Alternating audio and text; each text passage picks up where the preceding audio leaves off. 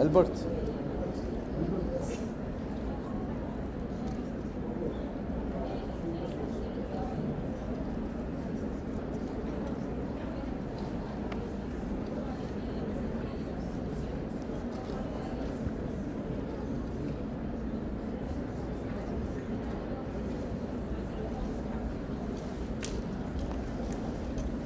ايش في؟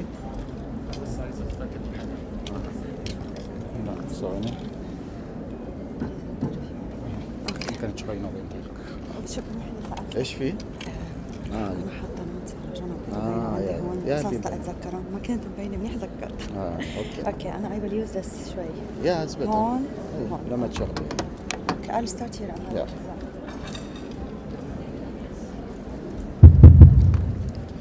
Good morning, everybody. Thank you for the attendance. You are welcome to our 4th International Anesthesia Conference with the theme of Global Insight. Because of the insightfulness, we will start our first session about the insightful innovations and shaping of the future of anesthesia. This will explore how cutting-edge technologies are transforming anesthesia practice. Also, it will highlight the innovations that are shaping smarter, safer, and more efficient future of anesthesia. I would like to invite our speaker, Dr. Mira Khoury. Dr. Mira will speak about impact of artificial intelligence on anesthesia. Dr. Mira is a consultant anesthesiologist working in تخصصي branch. She did her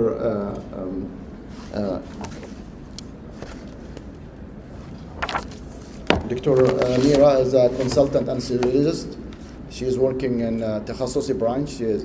She had her degree in anesthesia from Lebanon, and she did her regional anesthesia in Paris. Please welcome Dr. Mira.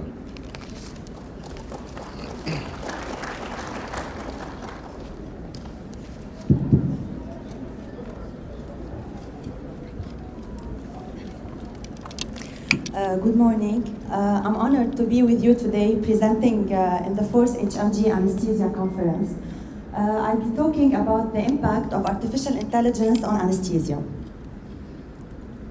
We'll start with a small introduction about AI, the current applications of AI in anesthesia, benefits of AI, the challenges and ethical considerations, what are the future directions, and a small conclusion.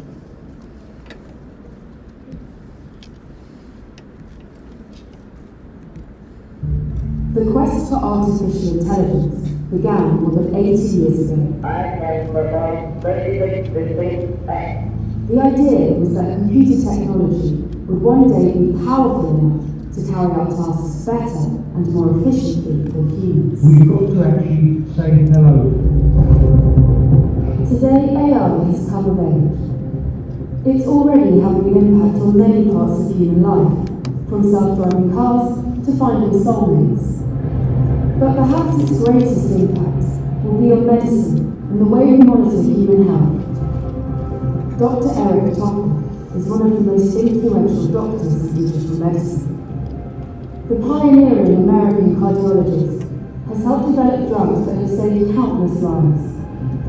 He's now at the forefront of the AI revolution in healthcare. These are his prescriptions for transforming the future of human health. The overarching goal is to bring out humanity. If we do this right, we can rescue the problem of health.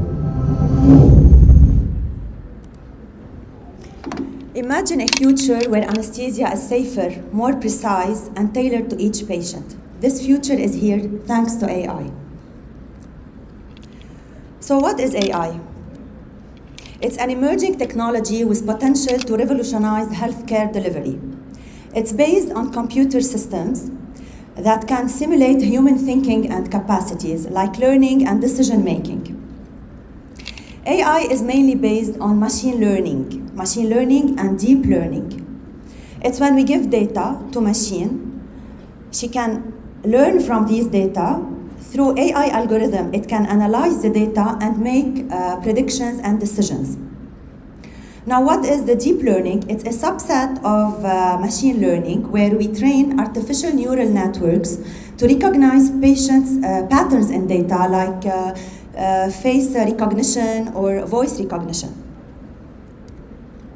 We have 4 types of AI: reactive machines, limited memory, theory of mind, and self-awareness. Reactive machines are the simplest form of AI. It's when machines react to the data given, and they react each time the same way, so they don't learn more. Limited memory, it's the capacity to recall information. They require human feedback to train the machines, like the automated chatbots in the applications. The theory of mind and the self-awareness don't exist nowadays. They are in the near future. Theory of mind, it's when artificial intelligence becomes able to discern emotions. So it will be able to understand, for example, if a patient is in pain. The self-awareness, it's in the very distant future. It's when AI is not only able to understand emotions, but to react also to these emotions. We pass to the current applications of AI in anesthesia. AI is very helpful in the preoperative period, intra-op, and post-operative period. Preoperatively, it can help us to make risk predictions of the patient through risk prediction models, and it can help us to have a personalized anesthesia plan to each patient based on the data collected. Intra-op, it's very helpful through the AI-driven monitoring systems, the infusion pumps, and optimizing sedation level for patient and predicting complications under anesthesia. Post-op, mainly, it can help us for pain management and post-op monitoring of patients. So this is, in summary, preoperatively, we can use AI through the AIMS, which is the anesthesia information management system. It's a specialized electronic health record system that collects data and store real-time patient data, like vital signs, medications, and anesthetic events intra-op, which can reduce the manual charting errors done by anesthesiologists manually. Pre-op, whenever we can see patients in the clinic, we can have a personalized anesthesia plan. So through the data collected, like medical history, laboratory results, imaging results, and we can do a risk assessment through the AI algorithm and to predict complications under anesthesia. So we can say, for example, this patient is prone to have hypotension under anesthesia. Maybe he will have some adverse reaction to anesthetic drugs. AI help us through the risk prediction models to assess the likelihood of infection, of bleeding, risk based on patterns from similar patients. And last, we can do a customized recommendations for the patient. Let's say we can tell a patient, you need to stop smoking 4 to 6 weeks before OR. This is AI that will give these recommendations. You need to continue your beta blockers. You need to stop your oral anti-hyperglycemic 24 hours pre-op. It can help us also with a tailored pre-op strategy. So this patient, it's better for him and safer to have regional anesthesia. It's better to do GA or spinal, etc. What about the intraoperative period? This is a very critical period for every anesthesiologist. With the help of AI, you are able now to monitor the vital signs and real-time monitoring of the vital signs of the patient: heart rate, saturation, blood pressure.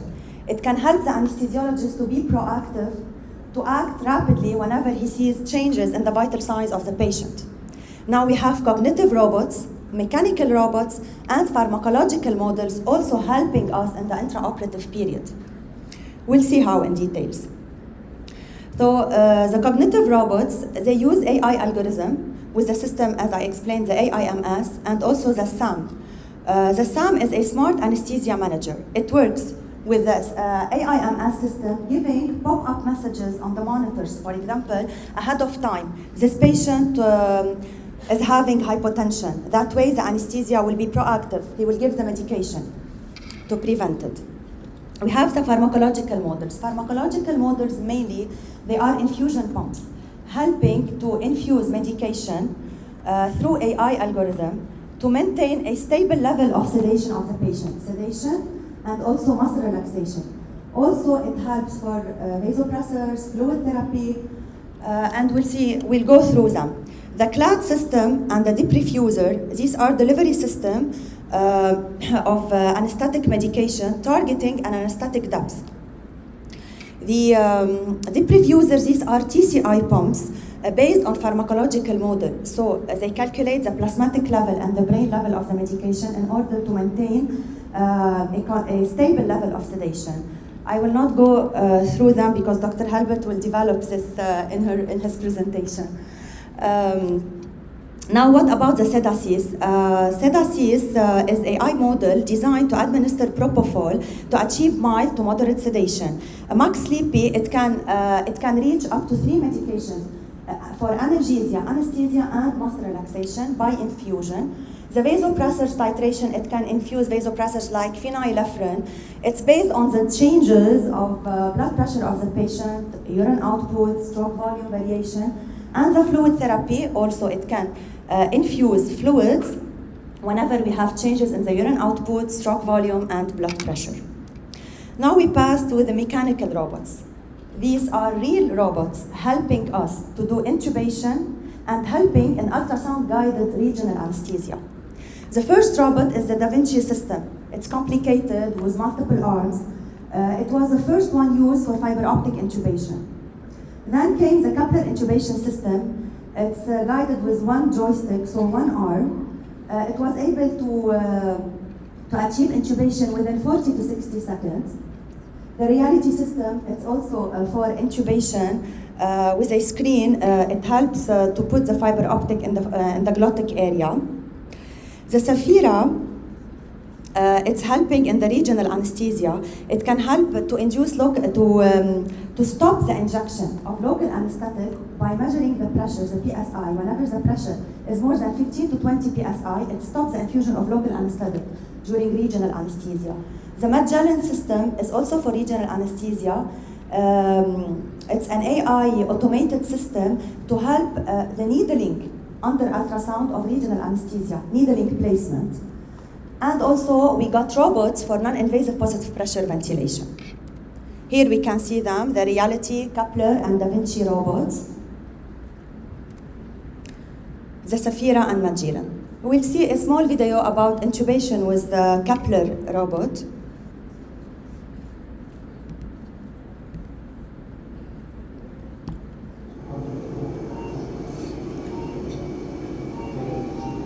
You can see there's an anesthesiologist controlling the joystick and another one helping in opening the airway of the patient.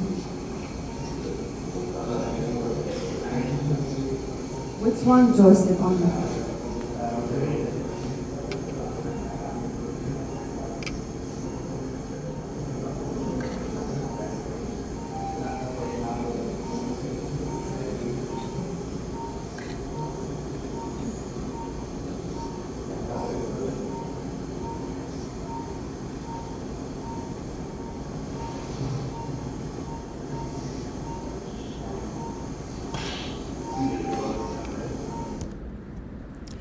We pass now to the post-operative period. AI is very helpful in 2 domains, pain management and post-operative monitoring of the patients. Pain management, it's through wireless intelligent patient control analgesia. We have AI PCA. These PCAs can indicate the level of analgesia. For example, if it's insufficient, by analyzing the pulse frequency and reminding the medical staff to adjust the infusion dose, it can change the infusion dose of the PCA. And even when we have adverse reactions to opioids, it can decrease the drug infusion of the opioids. Post-op monitoring, we've got new monitors via video conferences with effective feedback mechanism. These are wireless monitors, so the patient can be discharged home with these monitors, which will decrease the healthcare cost and increase patient satisfaction. So these are the main domains: the closed-loop anesthesia delivery system, the clinical decision support system, the mechanical robots for intubation and regional anesthesia, and we're even reaching to a tele-anesthesia. So pre-anesthesia evaluation, it's very important to use AI to collect the data, large set of data, to have personalized recommendations for patients, planning for patients, to predict complications in order to avoid them from happening. Intra-op, it will help us in infusing medication to have a stable level of sedation. We can monitor the level of muscle relaxation, analgesia. It will give us pop-up messages so the anesthesiologist is able to be proactive and react.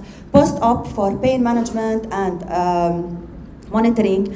It's helping us, especially in the chronic pain patient, because we are now, we can even know if a patient will have adverse reaction to some opioid. In the research, of course, it's accelerating the research endeavors by analyzing data sets and expediting the development of novel therapeutic interventions. It's helping in the resident training programs by the simulations sessions and the experiences and refining their clinical skills, and in the education, because we're having now AI-driven educational platforms that offer trainees personalized learning experiences and real-time feedback. So as we see, AI has a lot of benefits in anesthesia. We saw some of them. So it will help us to forecast patient response to anesthesia by optimizing the dosing and minimizing the risk of adverse events. It's helping us via virtual simulations and training programs to enhance the skills and increasing the learning efficiency, especially in regional anesthesia. It's helping us with the real-time monitoring of vital signs, so the clinician is proactive to any change in vital sign. It can identify the risk factors for preoperative complications. That way the anesthesiologist is able to avoid these complications and reduce them from happening. And of course, in the research and analysis, by analyzing large data sets from record to identify patterns and help improve patient outcome and safety. But like any new technology, it never comes without challenges and ethical considerations. What are these challenges in AI? We should always remember that artificial intelligence is a tool that must be deployed in the right situation to answer an appropriate question or solve an applicable problem. The first challenge is the data privacy. Whenever collecting data from AI, we should ensure that patient information is handled securely and responsibly, especially when we have sensitive health data. The bias is the second problem. We can have biases with AI, which we call it the AI hallucinations. It's when AI generates inaccurate results, giving misdiagnosis and error in medications. These AI hallucinations are mainly caused by insufficient data or biased training data. For example, whenever we give data to a machine of average weight patient, whenever we have an obese patient or a pediatric patient, AI will give erroneous predictions, so it will give errors in the medication dosages to give to these patients.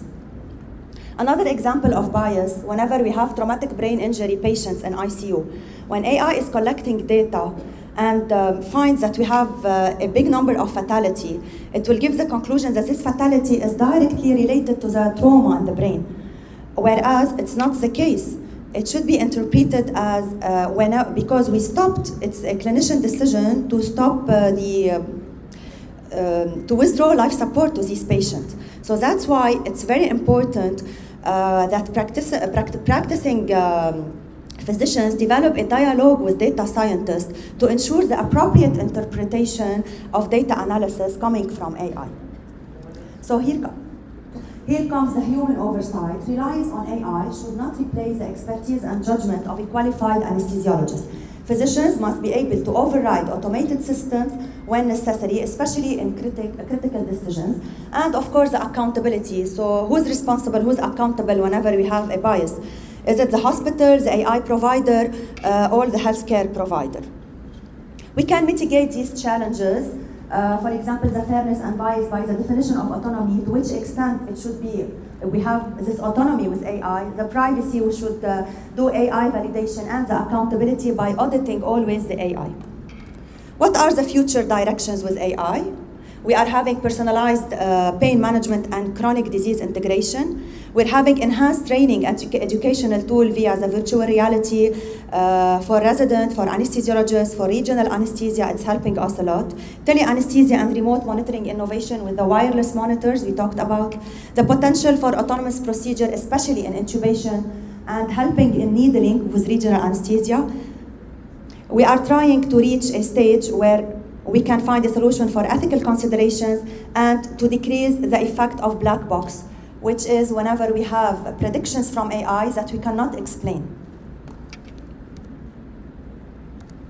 So in brief, AI is an emerging technology with the potential to revolutionize anesthesia care and improve outcomes. However, its use also raises ethical concerns related to privacy, transparency, and bias. Anesthesiologists must develop the knowledge and training to trust AI models, but with the capability to override the automated systems in case of critical decisions. As we stand at the intersection of technology and medicine, AI in anesthesia reminds us the future of healing lies not in replacing the human touch, but in amplifying it with intelligence. So we should never fear AI replacing us as anesthesiologists, but we should fear our peer colleagues if they start using AI before us. Thank you for your attention.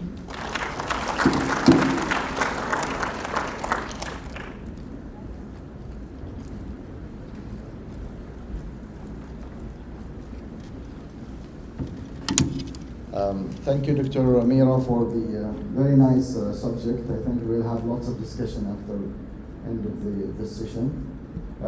Our next speech will be about the AI-driven anesthesia, the future of TCI, targeted controlled infusion. The presenter will be Dr. Hilbert Arkhorst. He's a consultant anesthesiologist at تخصصي branch. صحافة, sorry. You changed now. He's now in the Sahafa branch.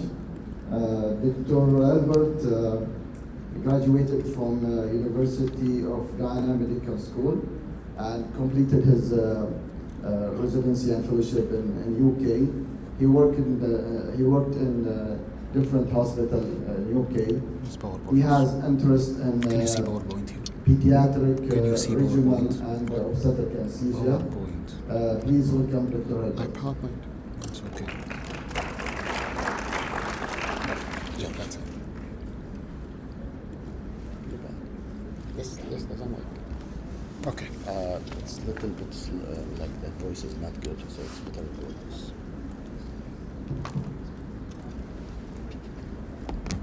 Hello.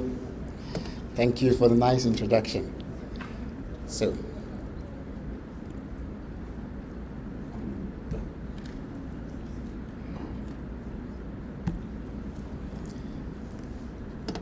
my talk is going to be about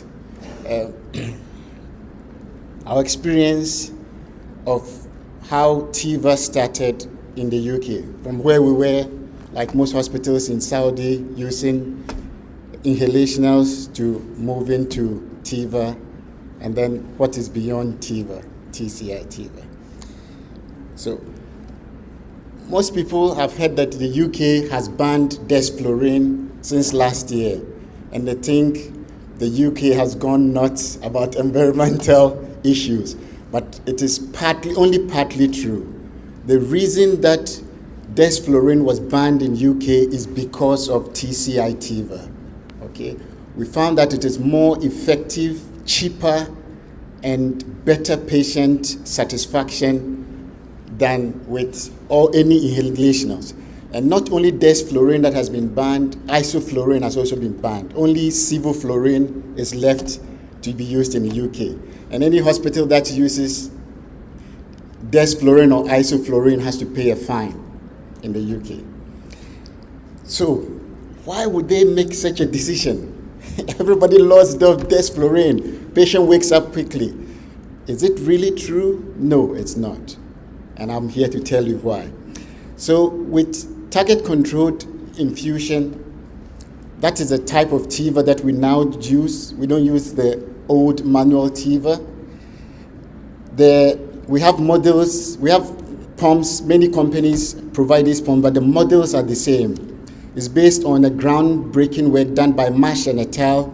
In the UK in the early 90s that developed these protocols based on the pharmacokinetic and the pharmacodynamics of the drugs. And with time, we found 2 drugs that are the gold standard. They are the best so far, the ideal anesthetic drugs. That is propofol and remifentanil. With using propofol and remifentanil, you don't have to use muscle relaxants. In the beginning, we were very reluctant about propofol because propofol in novice hands causes hemodynamic instability. Same with remifentanil. Earlier, we used to use Remi, and people were reluctant to use Remi because at low doses of remifentanil, sorry, my cursor is not working, so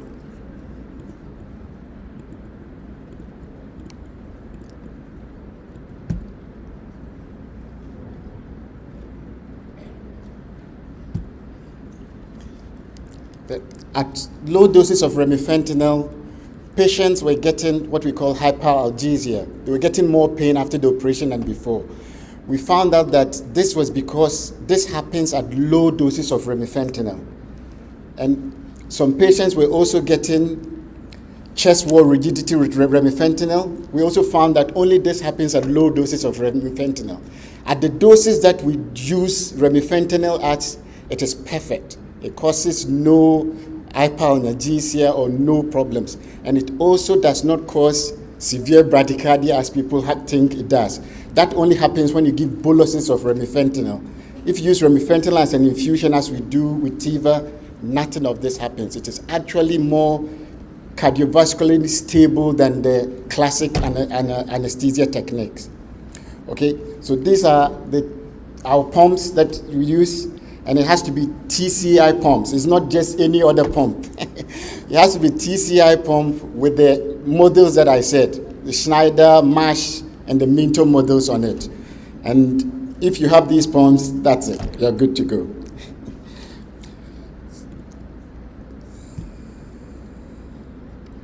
So why did we go to Tiva in the first place? We moved in Tiva in the first place because of enhanced recovery. Enhanced recovery has become the gold standard of patient care. We want to finish our operation safely, keep the patient in the hospital as in the shortest time, discharge them home quickly with no pain. This is the best standard that we aim to achieve. We call it an enhanced recovery program. So we want tools to help us achieve this. And Tiva is the bedrock of enhanced recovery.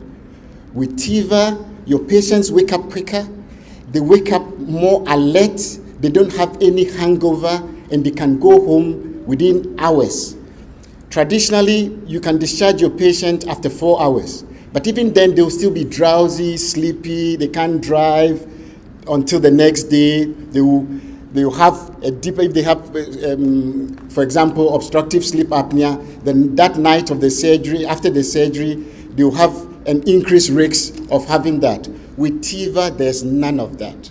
If the patient is a high-risk patient, has stroke in the past, if you do Tiva, 1 hour after the Tiva, the patient is back to where you started. All the drug is out of the system. So this is why Tiva has become a big thing in the UK, and every hospital is, by NHS standard, have to do Tiva for all their patients. And to encourage everybody to do that, we ban Desforin, because Desforin is the best inhalational. And we want everybody to do Tiva because it's the best for the patient. And this is the reason why. It is not because of an environmental thing as most people think. So the pharmacokinetics of propofol and remifentanil is what has helped us have the Tiva that we have. And this is based on context-sensitive half-time. This principle, when you give any drug as an infusion, with time, it saturates all the enzymes that break the drug down, and it starts accumulating for every drug. But for remifentanil, this is not true. If you give Remi for 2 days as an infusion, the patient will wake up the same time as if you give Remi for 10 minutes.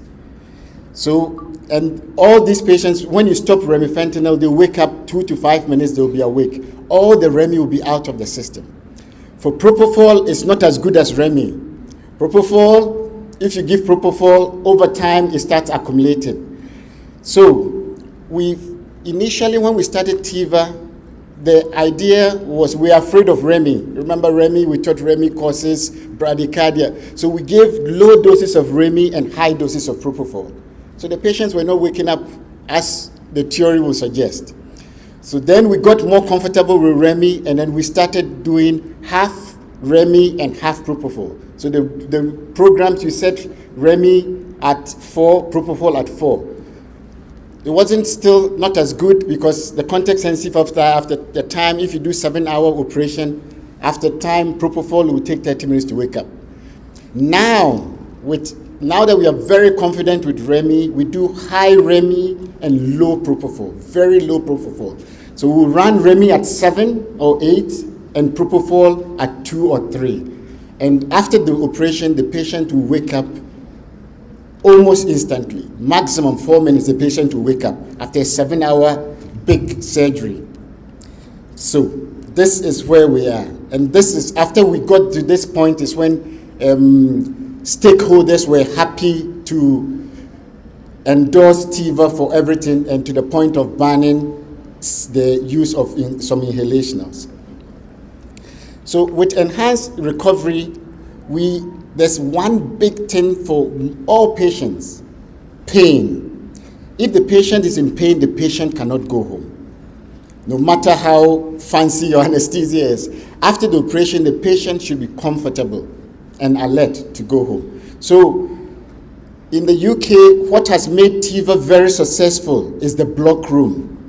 So we do blocks for every case, almost every case, but we have a block room. You don't waste time in theater doing the block before you start anesthesia. We have a separate block room. The patient comes irrespective of the operation, lab chole, foot amputation. They'll go to the block room. They'll have the block that is needed for that type of operation, and then they will go to the theater room to have their Tiva, and they will have the corresponding operation. Post-op, they will wake up alert, and because of the block, they will have no pain, absolutely no pain. I mean, not 100% of the time, obviously, because blocks will not work 100% of the time. But the idea, this is the idea, and it works.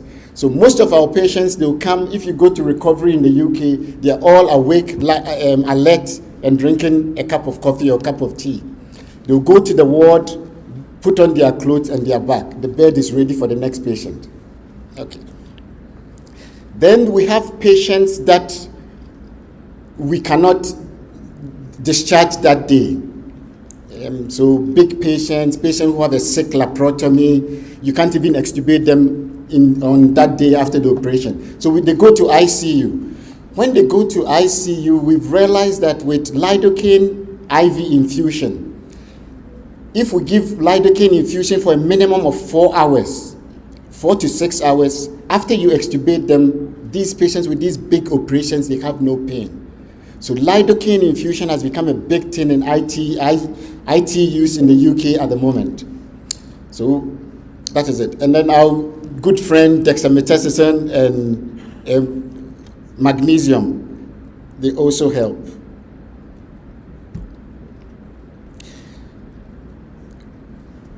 Unfortunately, with every system, there are drawbacks. For Tiva, the drawback is you have to see the cannula at all times, because when the cannula tissues or gets disconnected, you are in trouble. The patient will stay awake for about 4 to 5 minutes. He will stay asleep about 4 to 5 minutes after the tissue or disconnection. You will not know The beast will be telling the patient is asleep. The next minute, you know, the beast says the patient is awake, and the patient will be awake. And when the patient wakes up with TIVA, they wake up. They are not like inhalationals. When they wake up, they are still drowsy. They wake up both awake. So you have to always have your cannula ready. You can see the cannula, and then you have a site that you can put a new cannula, either the foot or somewhere that is exposed that you can put a new cannula quickly. This is the reason why we've stopped using muscle relaxant in the UK. Because such a patient, if the cannula gets disconnected, they'll wake up, but the muscle relaxant will still be working, and they'll be wide awake. You would not know. And thankfully, with Remy, you don't need muscle relaxant. So it's a win-win situation.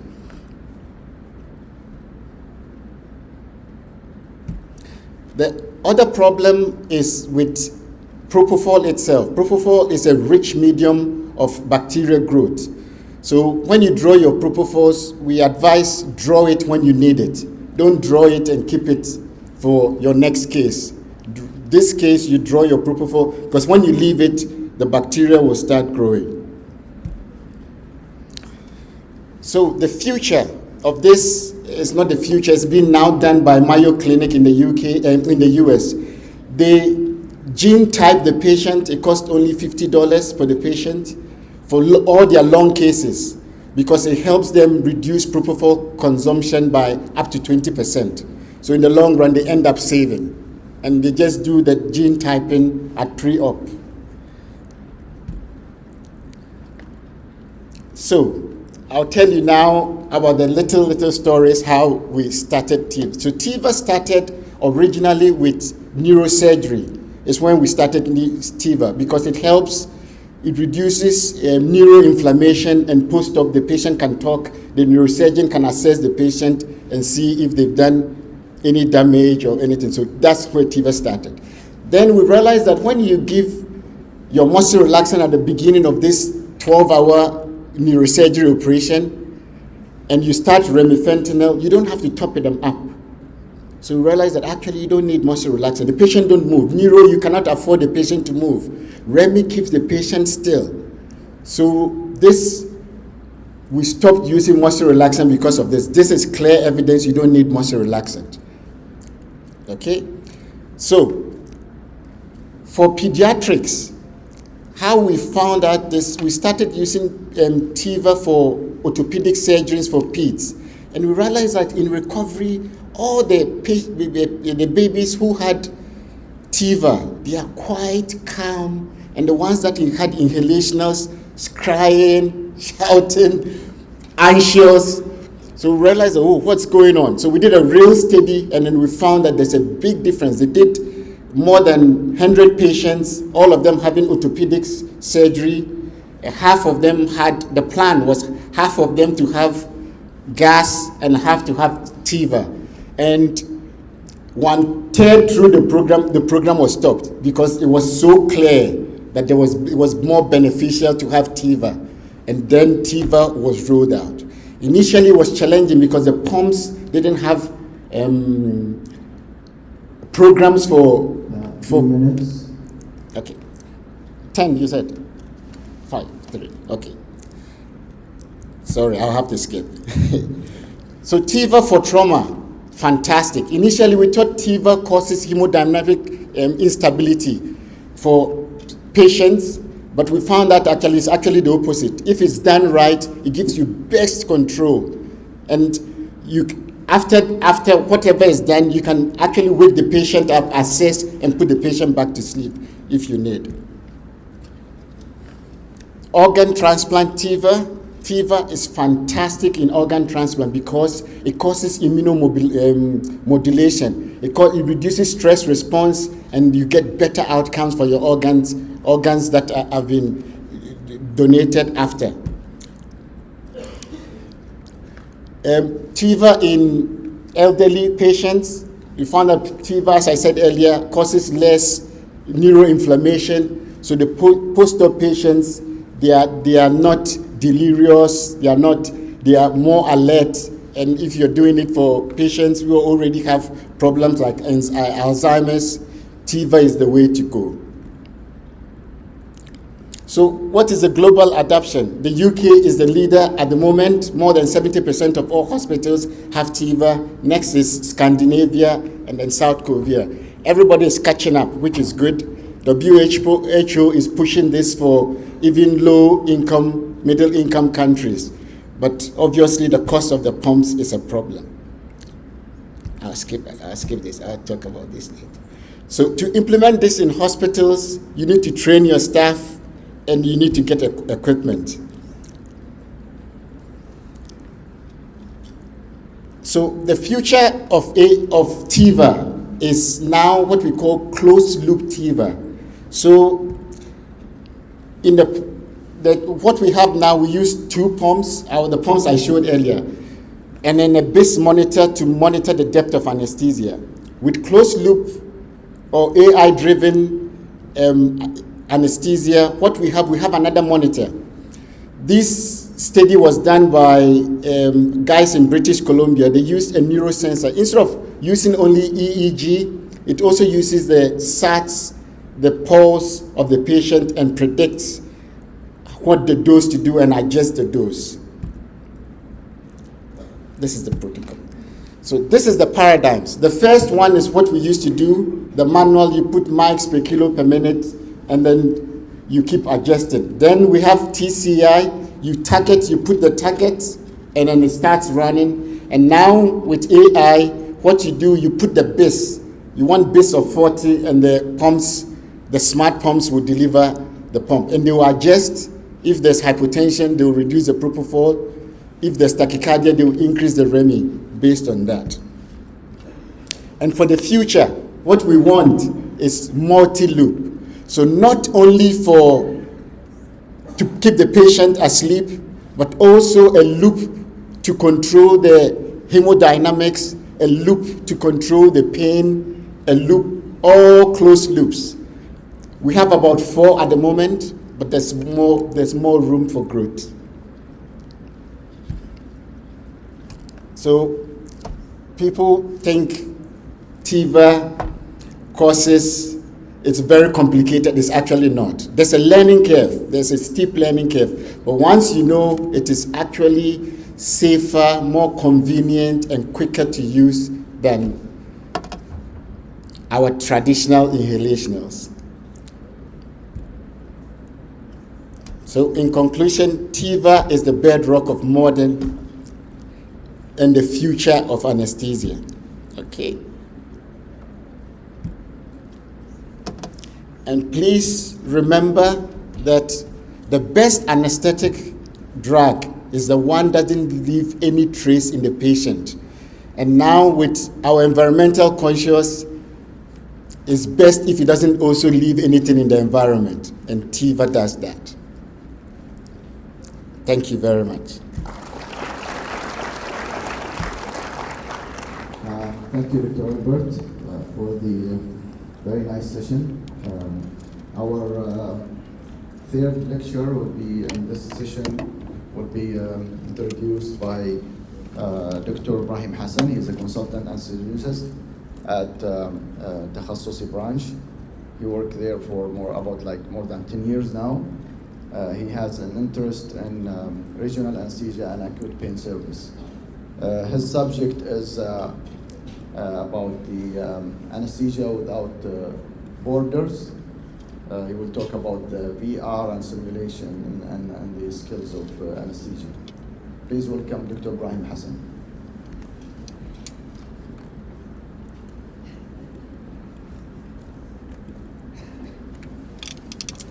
Assalamu alaikum. Today I'm going to, as I was mentioned before, I'm interested in regional anesthesia, but the subject I'm going to speak about today is very far from regional anesthesia, but it's included in my interest also.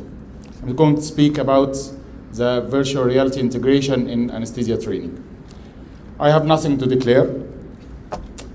The world is every day is getting bigger and bigger and increasing the size of the population, needs increase in the medical service. And to increase the medical service, we need to train more doctors.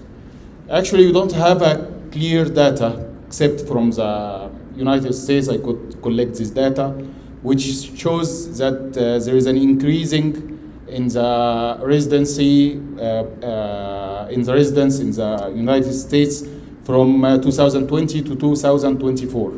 And the increase was about 13% compared to 2020 and 2024. But is the training is safe? How safe the anesthesia we are giving? Actually, in the United States, we can see that the mortality rate due to anesthesia is 1 per 300,000, which is an acceptable number.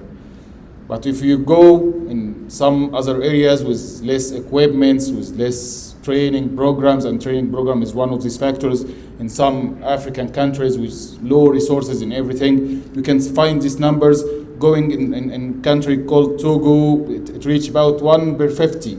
It means every 50 patients receives anesthesia in this country, one of them probably will die, according to these numbers.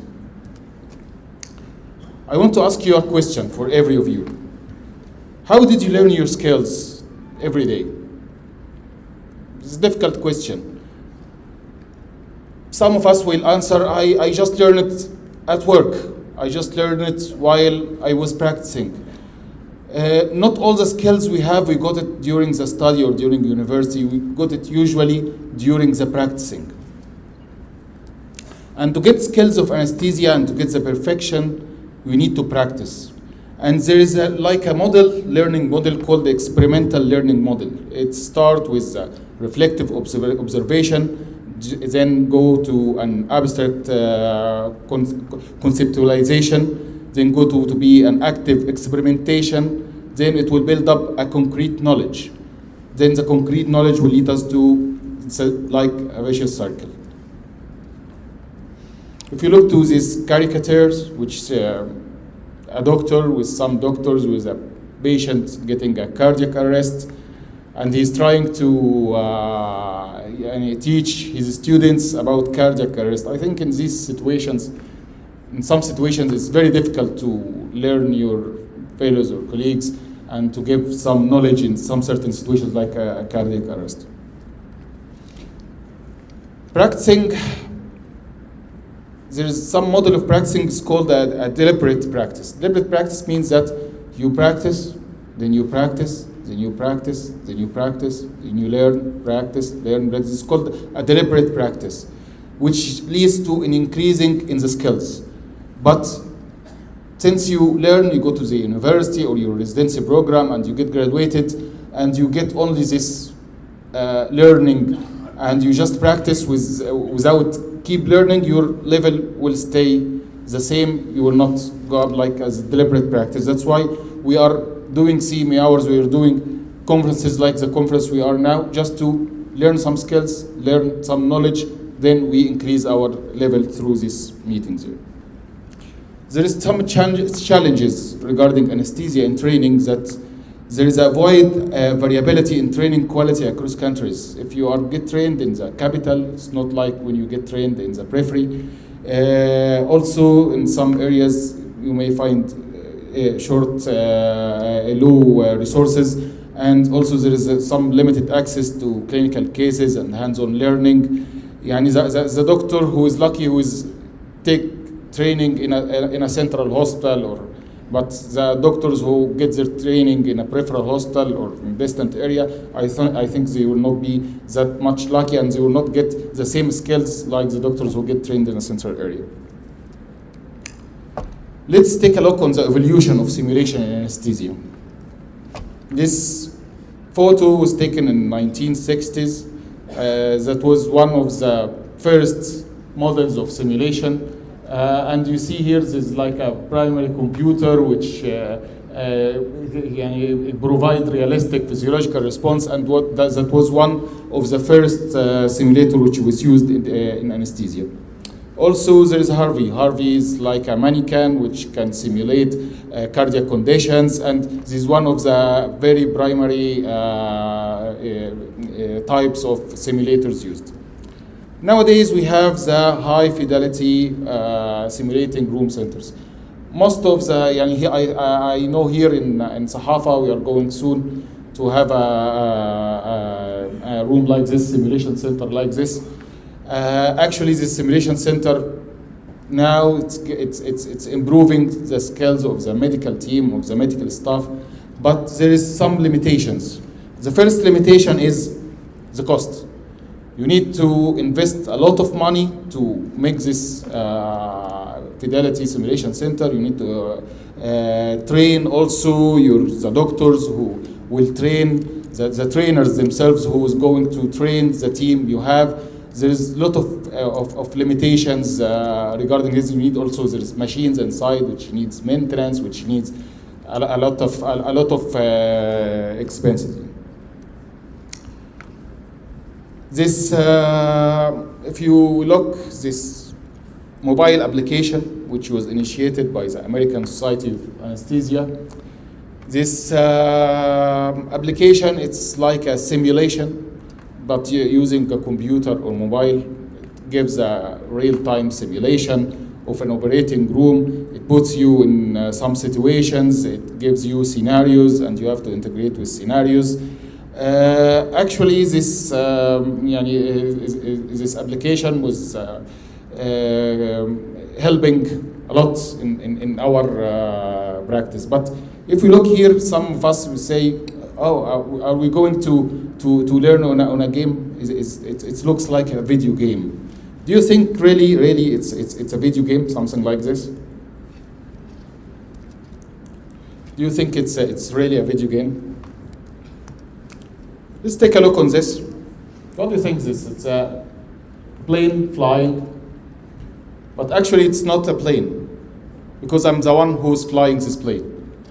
But I'm not inside the plane. I'm just lying on a couch in my room, trying to learn something new. Some of the colleagues here, they may know that my secret in my life, that my hobby is is aviation, and my dream.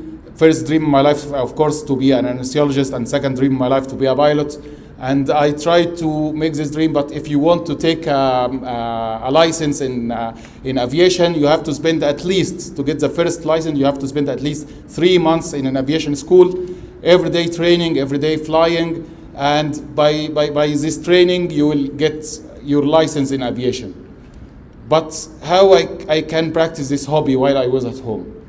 Actually, since maybe 6 years ago, I started using virtual reality, which now it's more advanced. Now at home, I have my third one. I'm using this virtual reality to practice my hobby, to make it start each day when I go home after practicing anesthesia, I spend maybe half an hour or something just practicing my hobby. And you know what this simulation leads to? It leads to, by the end, that I make my dream. And the using of simulation reduced my time in the aviation school from 3 months to only 3 weeks. I had only to practice for 3 weeks. I have to fly for 52 hours. And by the end, I became a pilot. So of course, this is before my lab sleeve I did, and I was a little chubby, but that's me in the video. Okay, I did my dream by training from home using virtual reality.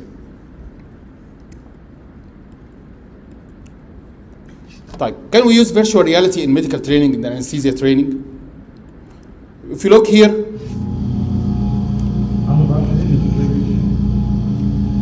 this is a virtual reality program. It's called Symvana.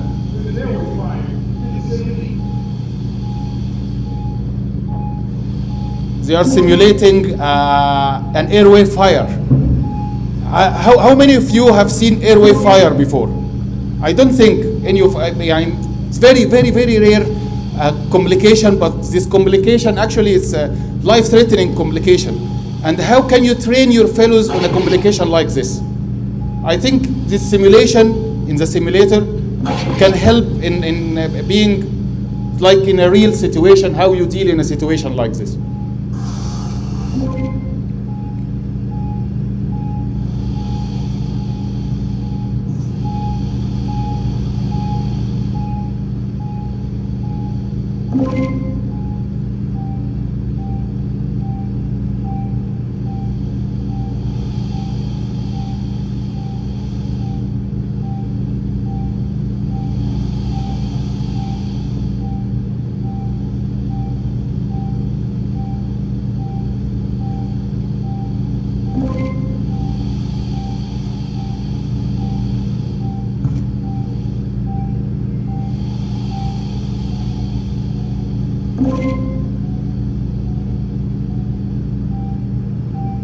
I want to tell you also the Symvana application. It was developed and produced by an anesthesiologist. The developer of this program is an anesthesiologist who is having an extra hobby, which is programming and 3D programming.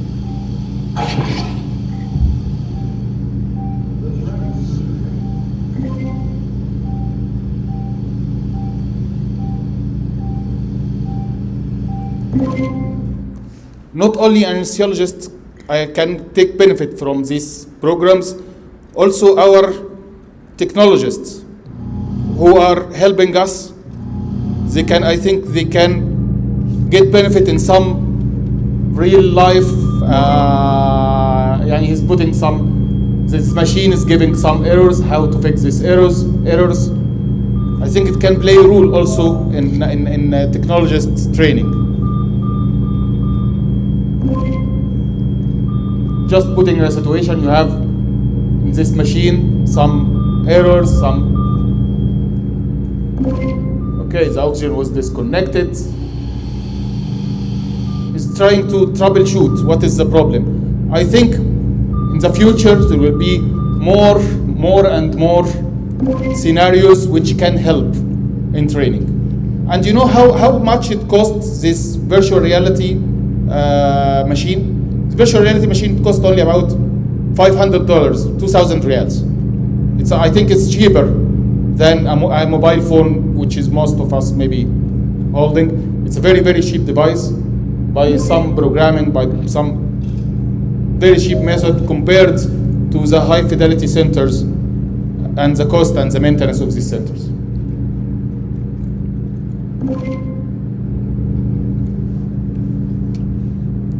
You know, what is the most common problem in using virtual reality? The motion sickness. Some of us, in the studies says about 15% of the people who are using virtual reality, they may get sick while using the virtual reality. How to face this motion sickness? If I bring my goggles now and you put it, you may get drowsy very easy. Actually, they found a fix for this. If you look to the previous video, and we focus here, when he moves, you see the periphery of the image. The periphery gets haze. Why motion sickness happen? The motion sickness actually usually happen because there is a discrepancy between what you see and what you feel. Your ears feels position, the vestibular system feels position, and your eye see you moving. So the brain get confused. Are you moving or you're not moving? By reducing the field by this periphery, if you see in the video here, there's some periphery haziness. By reducing the field, it stops the motion sickness, and it's very, very helpful. And some studies done on this periphery haziness, and none of the volunteers get this motion sickness after using this. 3 minutes. Okay, we have 3 benefits of VR simulating training for hospitals. As a virtual reality is a powerful training method for ensuring clinicians preparedness, and here are 3 areas where VR can help your hospital. As VR simulation can help your new staff to make a smooth transition to practice, and VR simulation can address critical patient safety issue, teamwork and communication, and also there is no risk to real patients, which is most important thing, and also the cost, as we said, is much less than the other things, but you have to be careful by the end when you're using, if it's your first time using virtual reality goggles, because sometimes it ends up by something is not good. Thank you. Thank you very much. Thank you very much, Dr. Ibrahim. This is the end of this session. I would like to invite Dr. Al-Halabi with us. We'll start like 5-minute discussion. Any question from anyone, please?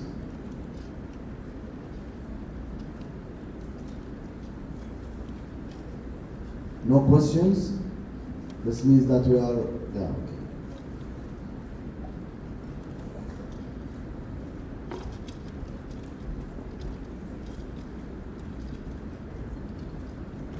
Assalamu alaikum.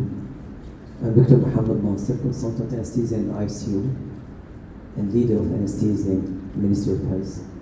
I would like to thank all the audience for such an excellent presentation, but I would like to ask Dr. Amira first. Regarding the intelligence,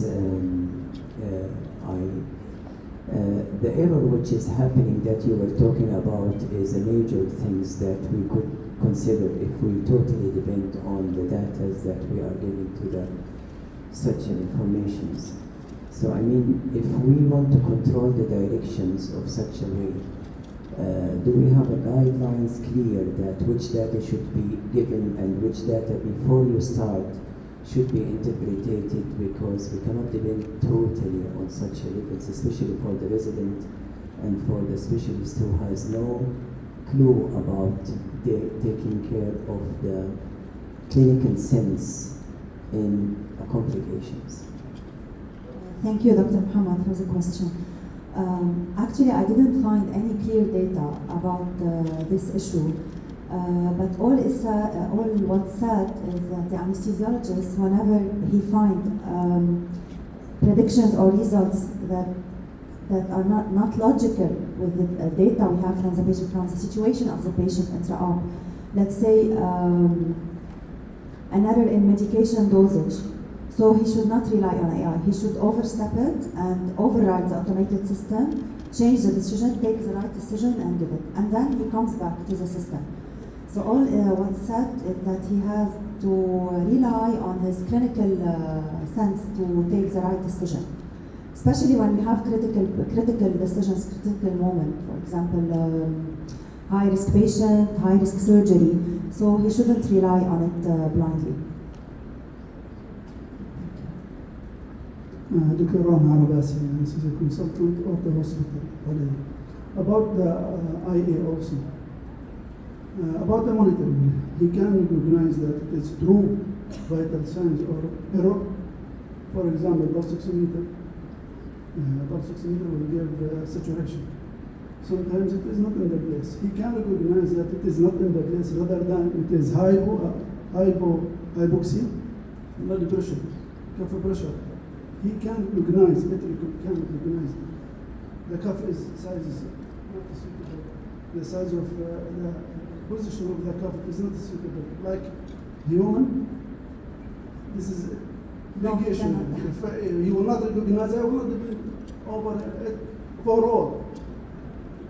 Yeah, he cannot recognize. That's why we are saying that we cannot rely on it blindly. Of course, the anesthesiologist should be in the room.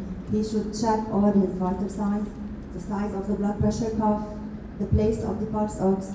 He cannot rely on them blindly, of course. That's why I said that it cannot replace us, for sure.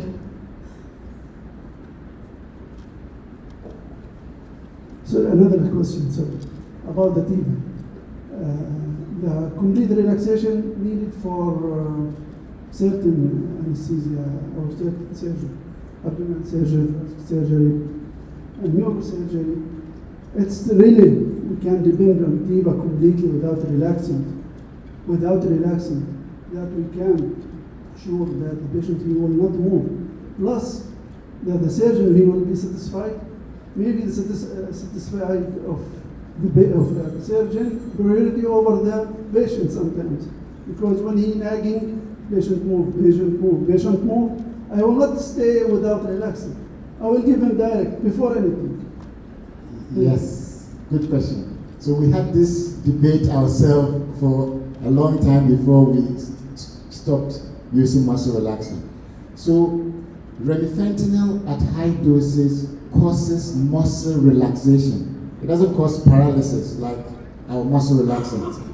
So the patient will not move. As I said, we found out this from neurosurgery. When the patient should not move in neuro, we can't afford the patient to move. So initially we're giving rocuronium, vecuronium at the beginning. And 5 hours into the operation, we've not given anything, patient is not moving, patient is still. So this is how we found out that we don't actually need muscle relaxant if you are using Remi. And now we use Remi for bariatric surgery, 200 kilo patient, doing laparoscopic work, no muscle relaxant. The views are the same as if you use muscle relaxant. The surgeon doesn't even know there's no muscle relaxant. Yeah, so it really works.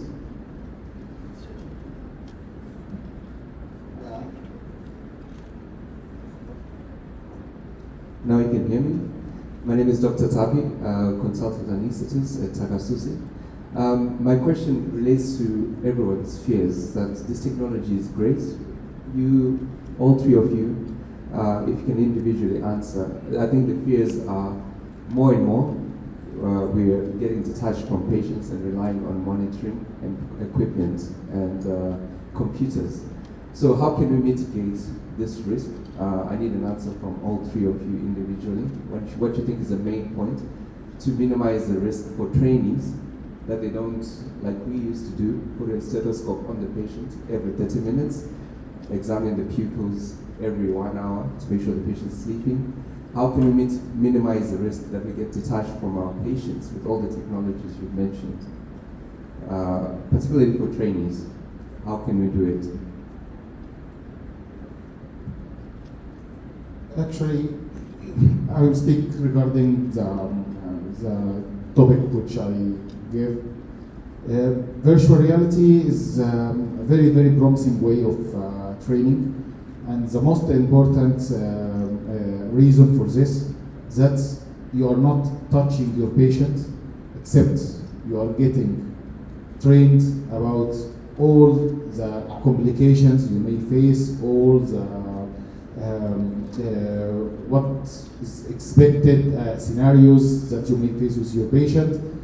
But what we need actually now to improve this area in training, we need the programmers to work more and more and more. And when I was searching in this topic, I found some programs were done to a dentist, doctors to do some simple dental procedures.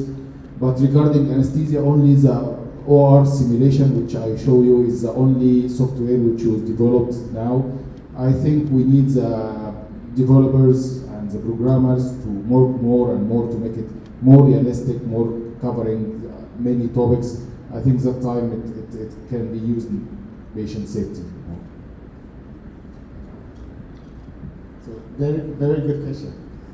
So with TIVA and TCI, the advantage with regards to training is that this is how, just like we used to do in the past, that is how you were trained. With TIVA, this is how you'll be trained, so it is not a problem. There's a steep learning curve, but once that you go over the curve, this is what you know. And we had this problem in the UK where the cardiac surgeons were reluctant to do TIVA until new consultants who had been doing TIVA for all things came into cardiac, and now we have TIVA in cardiac surgery. So it takes time, but once the learning curve is done, this is what you know. This will become your normal. I think it's the new era, so we cannot deny to learn these modalities, especially with the new residents. But we should always keep in mind that it's a tool.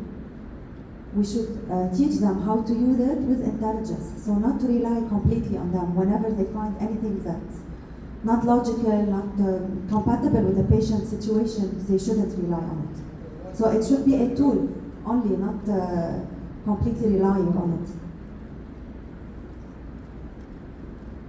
thank you very much. Because of the time, I think we'll leave like the side discussion later. Now I invite Dr. Handel Halabi to give the certificate to our speakers. So, Dr. Mira Al-Khouri, thank you.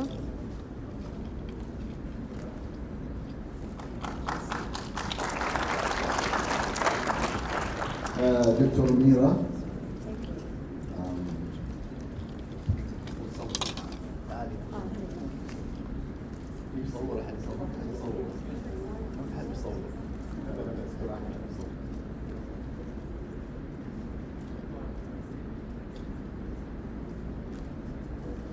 Dr. Halbert. Dr. Halbert.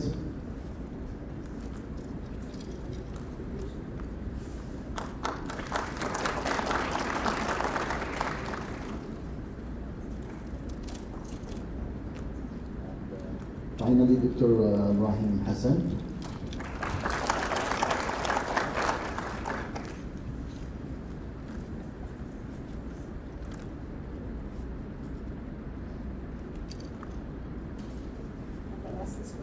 Thank you so much.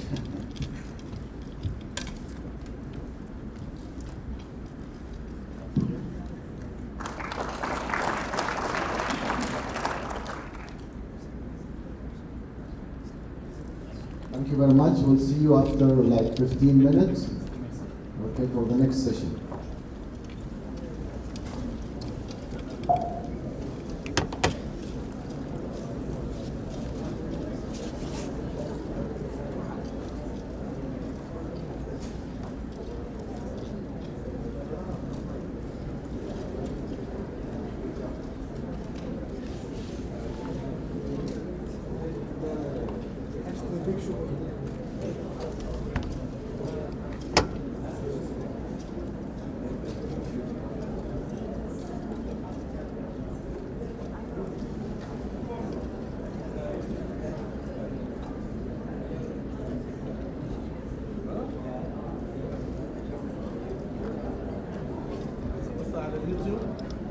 ظبطها بظبط اهو المحاضرة بقى ثواني. كولر سكوير. بسم الله الرحمن الرحيم. فين باوربوينت هنا؟ راح فين طلعت؟ كابتشر ثواني.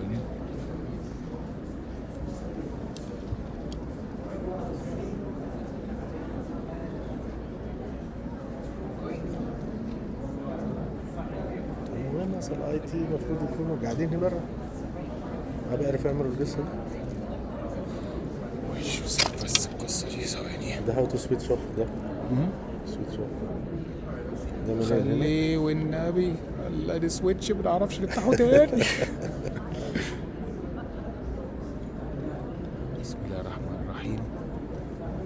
سايفون فيديو كابشر جروب ديسبلاي كابشر او فيديو كابشر ديسبلاي كابشر اهي. جرب اها هذا بقى اهي نزلت هنا. بس انا مش عايزها ديسبلاي، انا عايزها للبروجرام.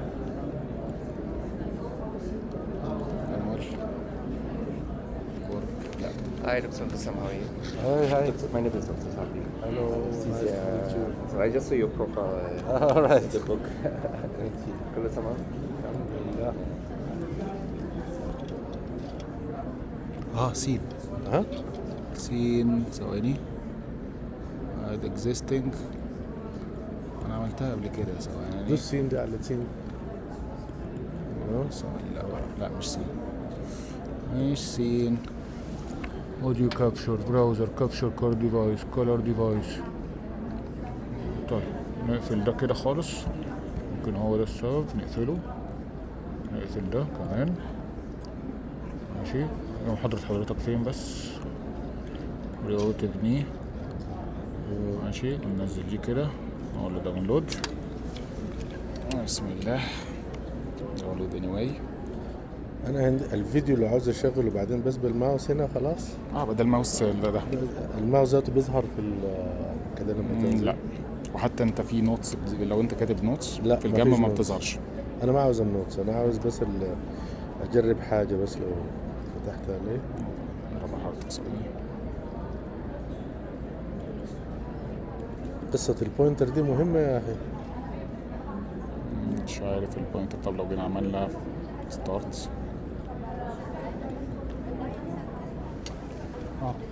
ايوه بس الماوس لو بيظهر خلص نستعمل هو كبوينتر يعني. كده ما خلاص نستعمل هو كبوينتر بس ما في حد ثاني. ماشي تمام. قبليني بس ايه بعدين سوري شوف. معلش ارجع لي تاني. عاوز انزل لا هي الشاشه بتاعتك دي بس. لا ودي نيكست سلايد. دقيقه انا عاوز اشوف الفيديو بتاعي. الفيديو بتاعي مثلا ادوس بلاي. لا بلاش على الصوره. على الصوره بس تروح عامل كده واشتغل. خلاص بعدين لما تدوس الثاني بس تدوس كده فيها ساوند. فيها ساوند يا راجل انا ما عاوز الساوند. هي مشيها هنا.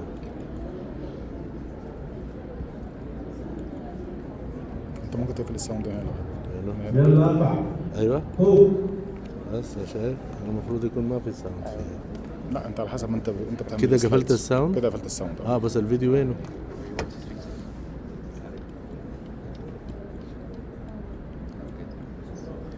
ثاني اول حاجه نقفل هو الساوند مقفول. طب الفيديو راح فين؟ لما تقفل الساوند الفيديو بيقفل. متأكد؟ صح؟ مش عارف. نزل تحت. لا ما له علاقة. طيب نرجع باك بعدين نمشي ثاني. اقول لك حاجه كويسه. نقفل كده ونعمل سلايد شو من الاول. طيب ماشي.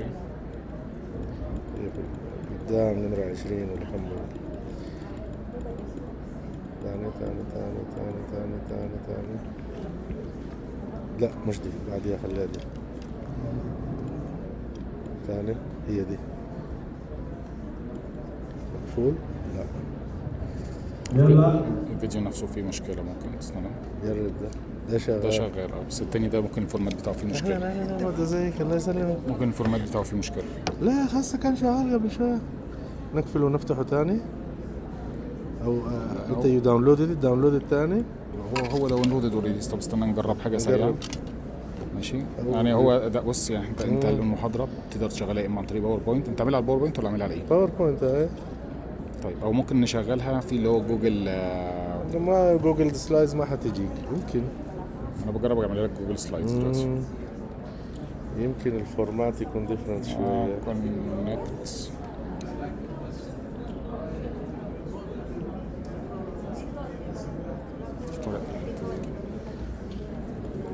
لا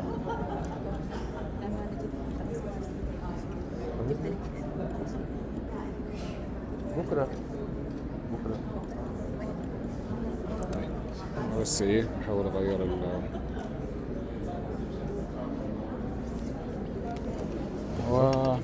الحمد لله. انت اخبارك؟ لا الله يخليك. بس بتاع الاي تي مش عارف بيختفي.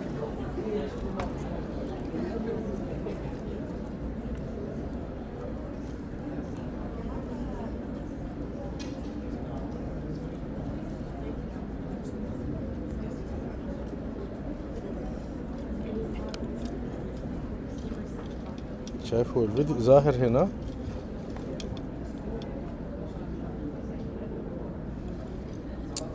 مشكلة.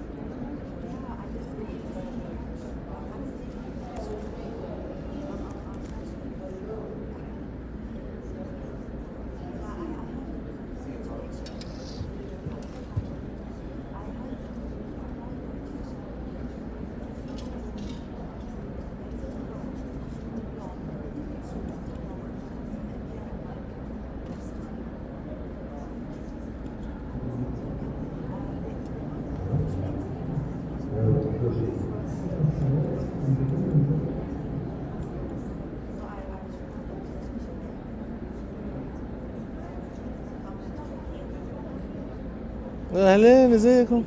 كيفكم؟ تمام؟ الحمد لله. جيتوا دلوقتي ولا شنو؟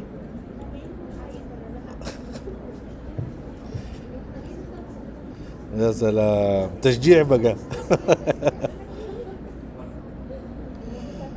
الله يسلمك.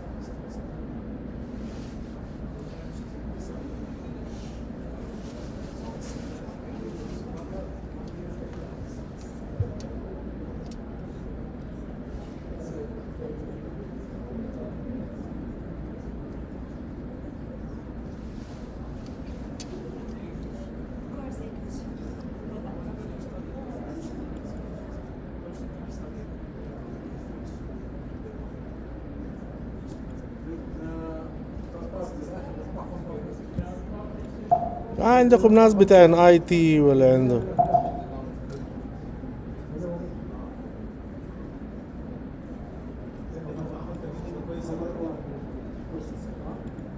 كيف سكروا هذا؟ وين المفروض يكون في واحد بتاع اي تي قاعد هنا. اي تي بس قالوا لهم 15 minutes وطلعوا كلهم. اسكر هذه كيف؟ طيب كيف اسكر الصفحة دي؟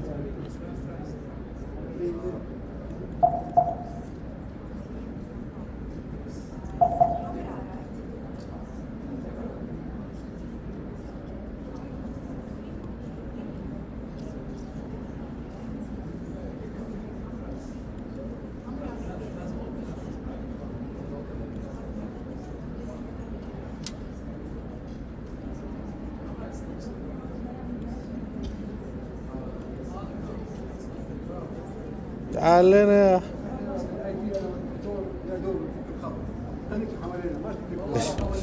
والله ما تتركنا. انا حواليكم هنا برا. سكر كده الصفحة دي ما قاعدين مش عارفين نسكرها. اي صفحة؟ ميل هذا الايميل ده ولا شنو؟ انا عاوز البرزنتيشن بتاعي مش في الجوجل درايف، عاوزه باوربوينت لانه فيه فيديو في الباوربوينت. الدكتور هذا تبع. انا عايز اسالك سؤال صغير بس. انت وراك اي حاجه ثانيه دورت لي؟ لا لا انا هنا موجود.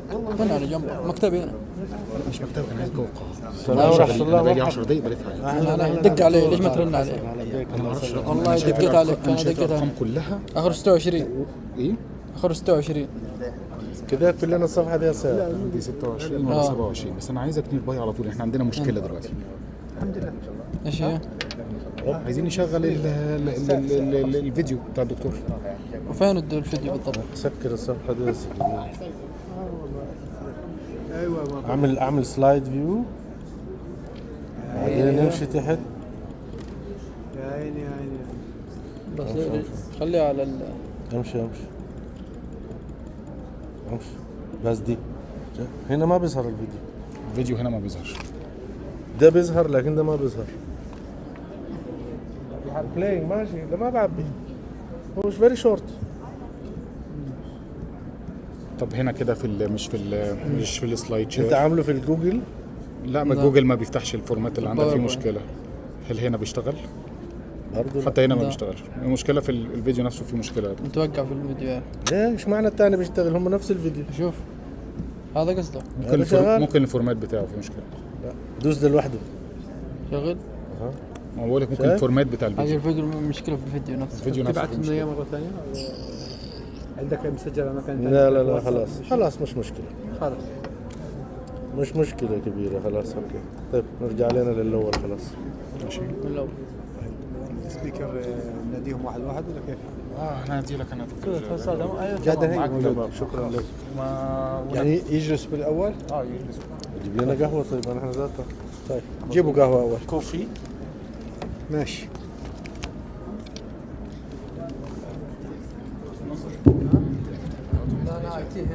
Can you please call the people from outside? We'll start our session. بقول لك انا موجود اذا في مشكله. ما خليك حوالي يعني دوب فوق الخط. موجود بالاي تي ماسحين والله باكي. ماسحين مسحه غير شكل.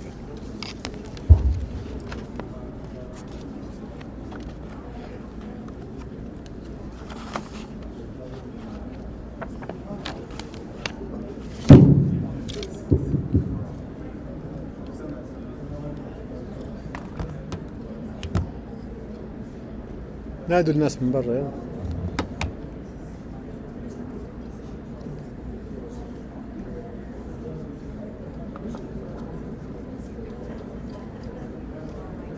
نعسة.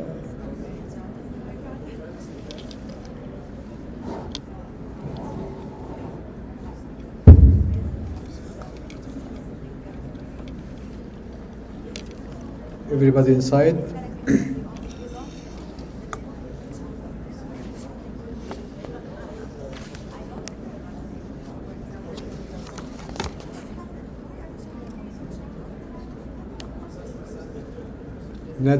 ندى هاشم.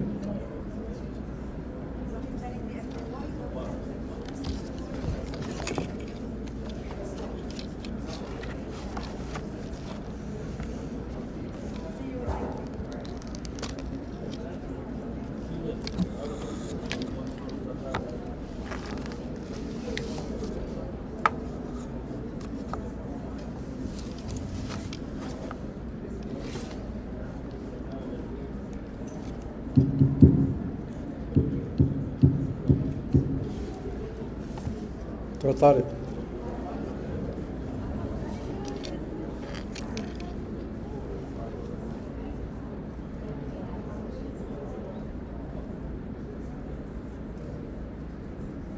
Miss Nada is around.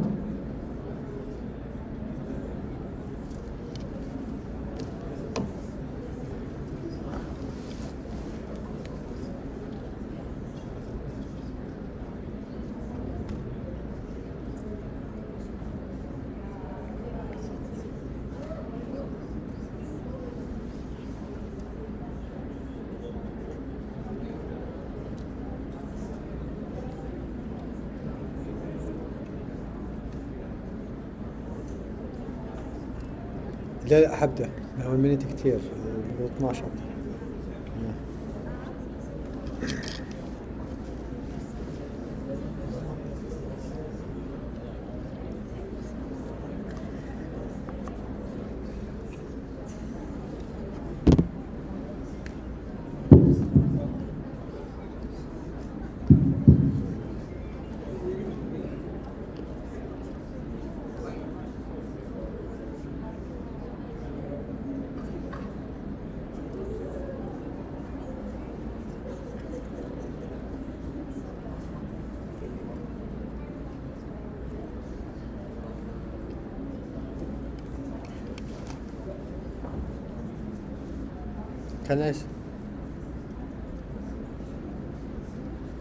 Can I start?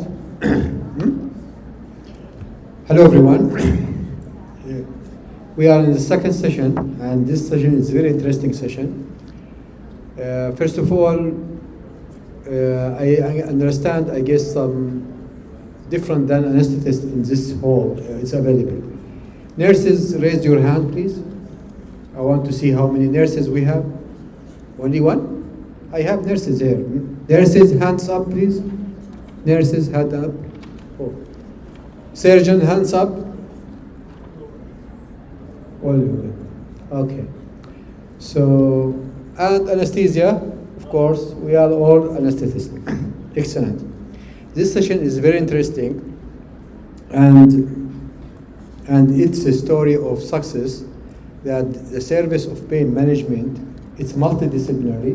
It's involved surgeon, anesthetists, and of course nurses.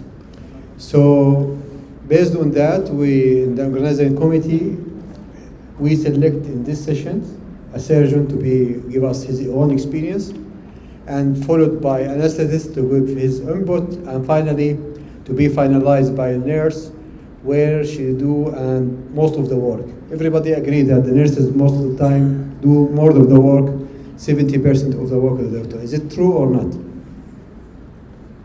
True or not, nurses? It's true. So nurses mainly they engage much with the patients, and that's why they involve in the process. Let me introduce my friend, Dr. Tariq Hassan. Dr. Tariq Hassan, I work with him since 2008 in the group of Habib. He's a friend of mine, and I used to do anesthesia with him for several times. Sometimes we are in a fight to each other, and most of the time we are friends. So at the end, our friendship is getting up and down. Dr. Tariq Hassan is very famous reconstructive surgeon. It's not only the normal TKR. Whenever we have a difficulty, complication of TKR, the solution in the group, Tariq Hassan. Everybody know his trade. So Tariq Hassan is a consultant of orthopedic and trauma surgeon. And he's holding FRCSI, FRCS, and qualification on specialized lower limb and knee arthroplasty.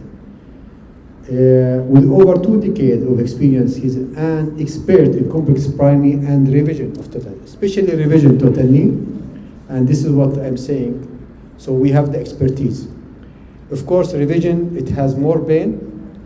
So he deployed his own practice and his own experience how to do perioperative management of pain control for revision of total knee. So he will just share us his own experience, and the door is open for after that for discussion.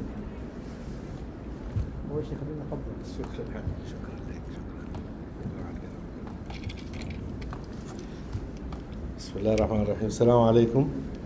Thank you, Dr. Nasir. Yes, we got to know each other in 2008, but I have been in Habib for over 20 years now. I've been in Habib for over 20 years now. And I met, yes, Dr. Nasir in 2008. We started... Huh? Thank you for inviting me. I think I'm the only non-anesthetist physician in this conference.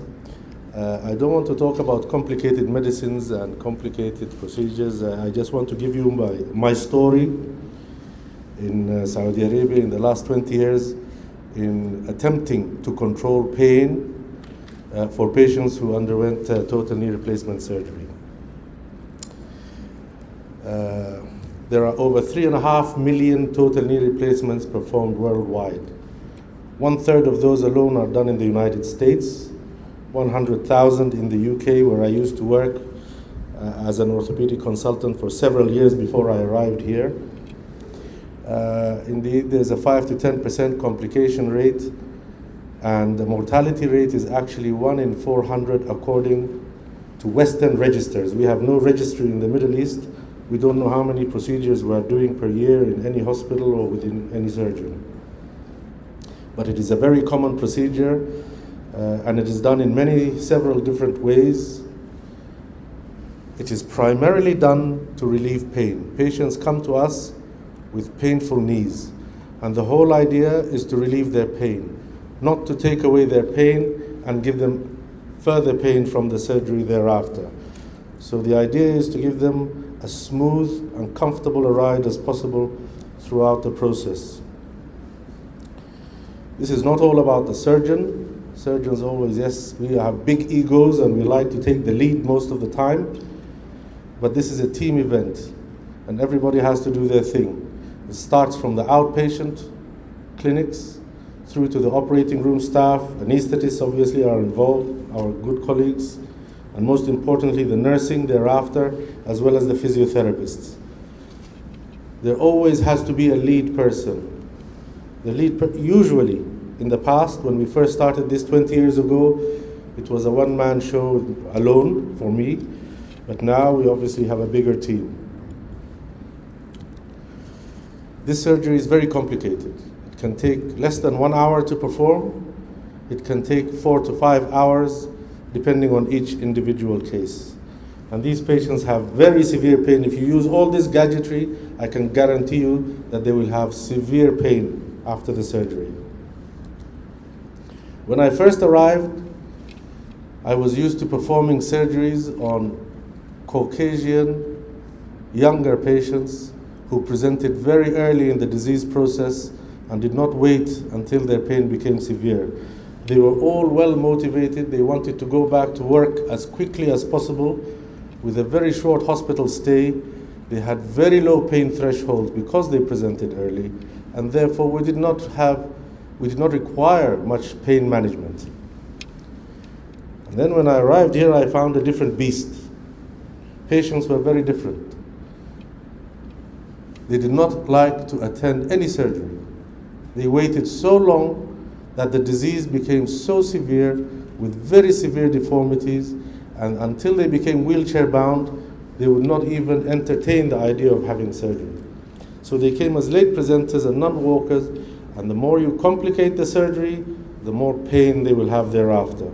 So that was a big issue for us. When they come as late presenters, we do a long surgery, very complicated, trying to correct all the various deformities. So it is inevitable that they have severe post-operative pain, which I often found very difficult to control using high doses of narcotic agents for prolonged time periods. Months of physiotherapy and months of struggle with pain.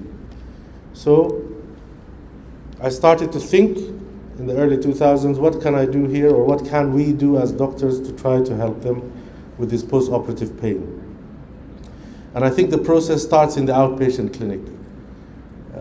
People do not give much attention to attending to these patients' concerns. We have to explain to them and alleviate all their concerns. Explain how the surgery will be, what to expect, what sort of medicines they will need, how much pain they will have, for how long they will have it. And I think the counseling of the patients preoperatively, I often spend 2 or 3 sessions with them beforehand to sensitize them psychologically about what to expect. This is much better than allowing a patient to undergo surgery without knowing what is going to happen afterwards. Of course, I also sent them to the physiotherapy department before they had the surgery to speak to other patients, to see how their journey was throughout this. And they came much more comfortable. And if you have a comfortable patient before you start, then it's much easier to handle. Of course, inside the operating room, there are also several things. Aside from my good colleagues, the anesthetists, we in surgery have now involved minimally invasive approaches, and I will talk about this later in my later slide. Tourniquet time and the surgical time is also well known to have an impact on how much pain they will have afterwards. And of course, post-operatively, the analgesic regime or the system or protocol that you put is crucial in alleviating their symptoms. I know there are no surgeons here, but I just want to give you a little brief on what we do. Conventional approach to any knee or reconstruction involves an incision starting at the upper border of the tibia, going around the patella, and then cutting through the quadriceps tendon. This quadriceps tendon structure is actually the largest muscle tendon complex in the body. It is responsible for straight leg raising. It is responsible for initiating your gait. It is responsible for climbing up and down stairs. And it is very rich in nerve endings. So as soon as you violate this area here, you can expect severe pain. Even if you don't do if I just cut this and suture it after without doing anything else, they will have severe pain for several months. The newer developments started in the surgical approach of going around the patella and then not going through straight in the midline in the tendon, but going into the vastus medialis muscle on the medial side of the knee. And you can see this very clearly on this picture in a patient of mine, and I have drawn it out. You can go on the medial side of the patella and go into the muscle rather than going into the tendon. More recent developments are not even violating the muscles. So you completely keep all the muscle and tendon structure intact, and you go on the side. We call this the subvastus approach. And this is therefore, instead of approaching the knee from the front, we approach it from the side, and you leave all this structure intact. This gives them much less pain after the surgery and much better function because you have not violated the muscle. Now, after the surgery, we started off with patient-controlled analgesia, which I'm sure all of you are aware of, and was the standard baseline treatment for post-operative pain for knee replacement patients. As you all know, this is morphine-based, can be given as a continuous infusion, as well as on-demand buttons. But I soon found that in our cohort of patients here in this part of the world, side effects were severe. They all developed nausea, vomiting, dizziness. They were very unwell and very reluctant to leave bed because they could not feel that they were stable enough to walk. Rarely we found sensitivity reactions. So very soon I discovered that this modality of treatment was not suitable for my particular patients. We then moved on to using epidurals, which you all know can be used either alone or in conjunction with a general anesthetic, or as a combined spinal epidural. We used this for a few years, and then my own assessment of this was that this needed expertise at that time, and I'm not talking, we are now in 2025, but I'm talking over 20 years ago. At that time it needed certain expertise, and this was different between doctor to doctor. There was a higher complication rate. It took time, and us surgeons are not very patient. We don't want to be sitting around in the coffee room waiting for the anesthetist to spend a long time putting an epidural catheter. The protocols at the time that anybody who had an epidural catheter needed specialist nurse aftercare on the floor, and this added to the cost. There's a large dose adjustment variability. Not all patients took the same dose, and we therefore found that a lot of the patients had breakthrough pain actually while they were having it. And of course, when you remove the catheter a couple of days later, patients suddenly get a rebound pain, and this caused us more problems. So we abandoned epidurals, and then we started to do femoral nerve blocks, which were very good, gave us very excellent pain relief, but no motor power. Patients were lying in bed for 3 or 4 days, could not move their legs, although they were pain-free, but they could not move. So again, this modality of treatment was not suitable. So I started to think, no PCAs, no epidurals, no nerve blocks, what can we do to help these patients? In 2011, roughly, I had the opportunity to go to Vegas in the United States, not only for sightseeing, but to meet this very esteemed professor of orthopedics, Mr. Leo Whiteside. He was, at that time, also involved in establishing pain management services in his institution in St. Louis, Missouri. And he introduced me to the idea of local infiltration. You must remember that although it is common now, I'm talking about over 15 years ago, local anesthetic injections in and around the wound were reasonably well known. What he did was add certain other pharmaceutical agents to the local anesthetic to try and enhance the pain relief. He advocated adding an anti-inflammatory agent, a vasoconstrictor agent, and an analgesic to the local anesthetic. Nowadays, one of these medicines was tranexamic acid, which is now used very widely. As you all know, this is a synthetic analog of the amino acid lysine. I don't want to bore you with the pharmacological agents and how it works, but in general, it is used to reduce blood loss and hematoma and therefore reduce pain. I took away Dr. Leo Whiteside's experience, and I was visiting my home country in Sudan, and I used to work as a visitor training the trainers in Khartoum East Nile Hospital with my late friend, Rabbana yarhamu yisamhu, Dr. Sharaf al-Juzuli, and we tried this out on 200 patients using this local infiltration, and this is what it's consisting of. It's a combination of a local anesthetic, tranexamic acid, adrenaline as a vasoconstrictor, and morphine. All this made up into a 50cc syringe made with additional saline. We found this to be a relatively safe cocktail, gave us reasonably good or better pain control than what we used to have, with much minimal blood loss and no hematoma, and allowed our patients to start walking earlier. So after we tried this on about 200 patients in Khartoum, Sudan, I developed the protocol here in our bone and joint hospital at the time with my anesthetic colleagues. We put 2 grams of tranexamic acid locally inside the wound at the end of the procedure prior to closure. We lavaged the wound with tranexamic acid. Then we closed the wound, put our drain, and then injected the cocktail that I showed you previously into the drain and closed the suction drain for 2 hours to allow the medicines to be absorbed in the soft tissue around the knee. We then started analgesics, simple analgesics, 4 hours after the surgery, with addition of tramadol as required. We started doing this, and in 2018-19, again, I was thinking maybe this is still not enough. We still need further agents, something else to do to try and improve our patients further.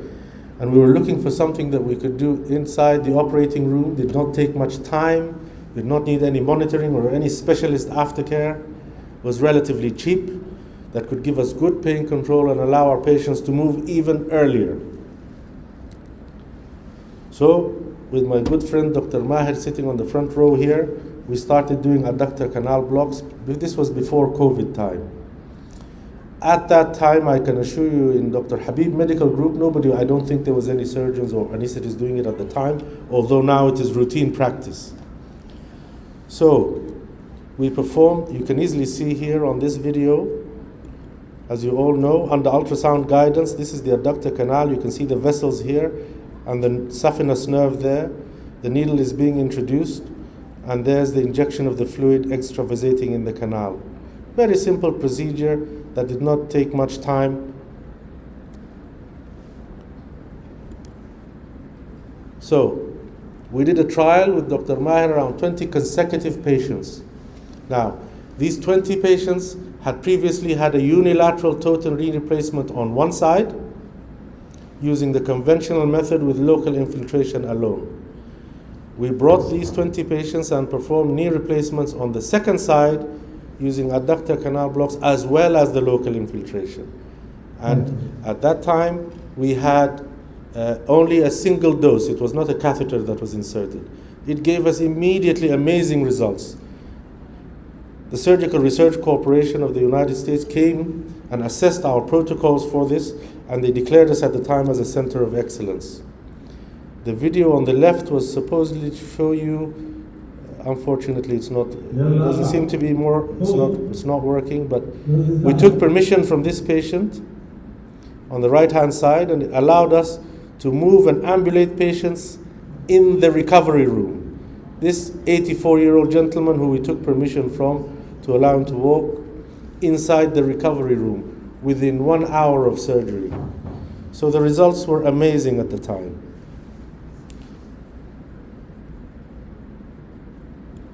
This is a 54-year-old lady who came to the hospital, to the outpatients 2 weeks after the surgery to have her clips removed.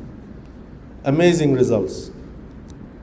So, for a better, smoother ride, much less pain, the current protocol that we use now starts with preoperative counseling, preparation of the patient psychologically for what to expect, using minimally invasive surgical techniques, putting our local infiltration cocktail inside the operation, doing a quick adductor canal block by the anesthetist as soon as the surgery is finished, and the use of simple analgesics. This allowed us to get really early mobility with much less pain. We call this the Enhanced Recovery Program, and I did a little study last week.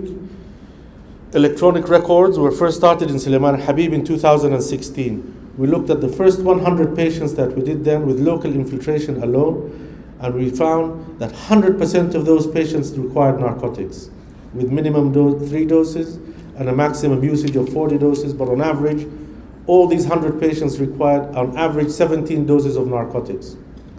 Last year, with our new enhanced recovery program protocol, of the 100 patients, 70 of them did not require a single dose of narcotic. Of the 30% who did, 18 of them required only one single dose. So the results were really impressive. Now we're still going to look even for further techniques to try and improve our patient's journey even more. And there is talk now of genicular nerve ablation and cryotherapy. A lot of the spinal surgeons are using it, but it's yet to be established in knee replacement surgery. I must stress the importance of the team. This is not about the surgeon alone. It is the surgeon, the anesthetist, and of course the pain management nurse. The nurses are most important part because they are so much closer to the patients and reflect their well-being. Physiotherapists are now also involved and have several techniques in trying to alleviate the pain. Most people focus on the leader of the team. But in fact, in my opinion, the leader of the team is this person here, the anesthetist. He's made his patient so happy, anesthetized, the patient is happy and sleeping, that he decided to join the patient for a 5-minute rest. Thank you very much. Thank you very much for this interesting session. Thank you very much, my friend. Okay. I think Dr. Tariq was sharing his own experience. You will have, most of your colleagues, you have a lot of questions and clarification at the end of the session. So let's move to the next speaker, Dr. Muhammad Al-Jahdari. He's a consultant anesthesiologist in King Abdulaziz Medical City. He's a section head of regional anesthesia and acute pain and deputy director of regional anesthesia and fellowship program. Let's welcome Dr. Abdul Jildi. He will talk today about importance of acute pain service in the hospital. And this is the idea of this meeting.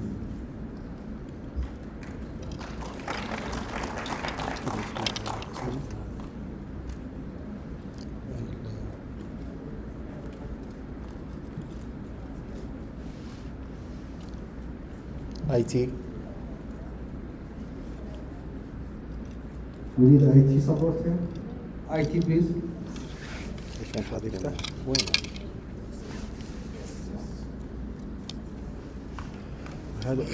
هذا كمبيوتر ابراهيم طلاسم منا طلاسم. انا اسف، انا الاي تي سبورت هنا. الجهاز عشان مش سلايد شو كويس كده. طيب. Assalamu alaikum. Good morning, everyone, or good afternoon, everyone, and welcome to all of you again. I'm Mohammed Al-Jahdali from King Abdulaziz Medical City here in Riyadh.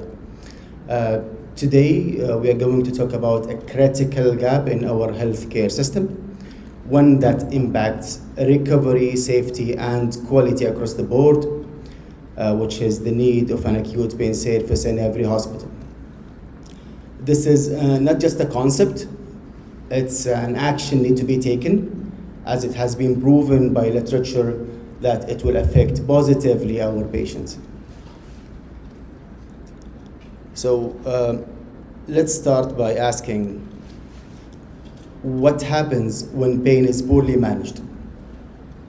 The answer is serious. Without structured pain service, up to 15.5% of patients develop chronic post-surgical pain. Opioid overuse rises, hospital stays get longer, and readmission goes up. And our patients suffers more. So this is a clearly problem, but luckily this problem is solvable, and that leads us to evolution of acute pain service. Acute pain service did not appear overnight, rather it developed over almost 40 years.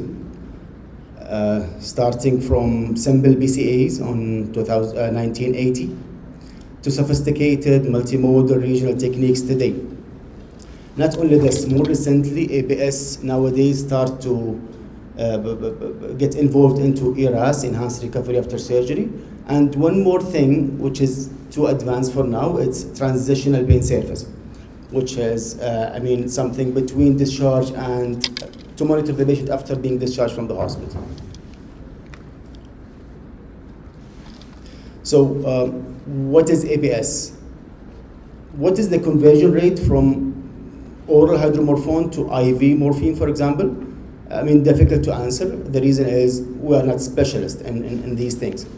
So ABS is a dedicated anesthesiologist-led team, multidisciplinary, who deliver individualized pain control, pre-operative, intraoperative, and post-operative. They are using advanced technique, multimodal regional anesthesia. They are doing daily rounds, manage acute pain consultations, either for operative or non-operative patients, and prevent complications. Those are nowadays the acute pain surface team. So why every hospital needs an acute pain surface? This is the core argument about our presentation. When hospital implement acute pain surface, outcome improves across the board. Pain control became more effective. Opioid use drops, satisfaction scores goes up, and importantly, complication goes down. Also, as we mentioned before a while, transitional pain surface can further reduce opioid use post-discharge up to 93%, and this number has been proven in a study. So those are numbers. Hospital with ABS see 25 to 30% reduction in pain score. Hospital with acute pain surface, their opioid use has been reduced by more than 50%. Length of stay in hospitals with acute pain surface decreased by almost 2 days, and that is a huge number. Chronic post-surgical pain in a hospital where the acute pain surface is implemented has been reduced from 15.5% to 8%. That's almost half of the numbers, which is great achievement. And all these numbers has been proven in the literatures. So let's go through some of those literatures. So as we can see here, Cobricht in 2017 proved that ABS reduced the chronic post-surgical pain from 15.5% to 8.6%. McLesco in 2017 also, the pain score has been reduced to 25% and less severe pain at discharge in comparing to a hospital without acute pain surface. Denny et al. In 2019, after the review, and 10 years review, showed that all the modalities that using by ABS, including epidural, regional techniques, and BCAs, has zero complications by itself. So it's safe. As-Saidi et al. In 2023, acute pain surface, when associated with transitional pain surface in the same hospital, they reduced the opioid use up to 93%, which is dramatic number, and that's improved the long-term outcome. One more study, which we're gonna go through after a while, Messer finding that if there is acute pain surface, if we are convinced that acute pain surface should be in the hospital, who should run that acute pain surface? Should it stand as a lone surface as itself, like one person assigned for acute pain surface, or you as an anesthesiologist covering 2 rooms today with side by side parallelly you are covering acute pain surface as well?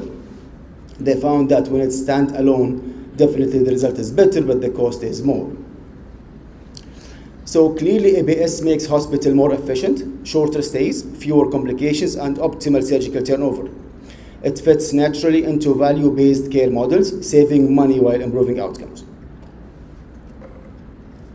So these are the 2 models nowadays for acute pain surface. Either stand alone versus concurrent with, anesthesiologist who's covering OR is also covering acute pain surface. I'm not sure if yes, it's clear. So the benefits for the standing alone, dedicated team, 24/7 available just for this. Higher return on investment, like there is a study also we'll go through after a while. In the private sectors, when the leadership of that hospital invests into initiating a standalone acute pain service, the return on investment is higher than expected. And specialized focus, again, to answer some questions that I asked before, what is the conversion rate from this to this? Is it beneficial for this patient or not beneficial for that patient? Like individualized patient care rather than protocol for everyone. Drawbacks, clearly, staffing challenges and higher startup cost. Concurrent model, which is unfortunately available in most of the hospitals nowadays. Efficient resource use, because the same anesthetist you already have, just concurrently taking care of acute pain service. So shared staffing, lower initial investment. Drawback, less focused attention. So you will send one less trained person to do the rounds, for example, and meets with you as a consultant by end of the day, and he will give you the feedback and you'll give him your input. So clearly less focused than when it's standalone, when you are seeing the patient yourself. So it reduced consult quality clearly. So when we talk about acute pain service in private sector, acute pain service usually in governmental sectors, but it has been applied and studied in private sectors, and it also the result of applying acute pain service were very comparable to what happened in the governmental hospital. So in one study, 78% of private hospital, the total number of the private hospital was 156, match academic center results with reduction of opioid use, with reduction of length of stay, and so on. For financial benefit, as we mentioned, in 28 private hospitals shows 2.3% in return of investment higher than expected. So again, after acute pain service, nowadays they are talking about the transitional pain service, which is starting with the hospital care, acute pain management during hospitalization, then transition, which bridging the gap between hospital discharge and chronic care. It offers opioid tapering down, psychological support, and long-term outcome. They prevent CBRS and long-term opioid dependence. And the result was in a Saidi et al., which is very recent study in 2023. It shows reduction in up to 93%, which is quite high number, as we mentioned before a while.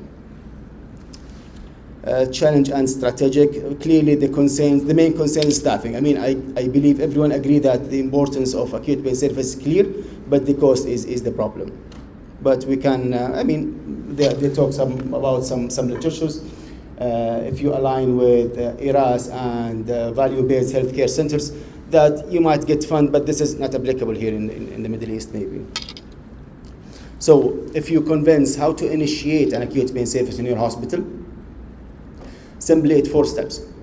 No matter how expert, no matter how amazing you are, it's not one-man show. You need your leaders to support you financially and with the staff. So the 4 steps are: number 1, assess your needs. Write down your current situation and scope of your surgeries that done in your hospital. After this, talk to your leaders and give them real-world data and how the acute pain service would improve their patients, and give them data on return of investment, especially in the private sectors. This is something important. Third things, after they agree, start made up your team, including, again, as we mentioned, it's not one-man show, anesthesiologists, nurses, clinical pharmacists, and staff support. Then made up your KPIs to know where you are, to know are you in the right track or no. So what are the KPIs for the acute pain service?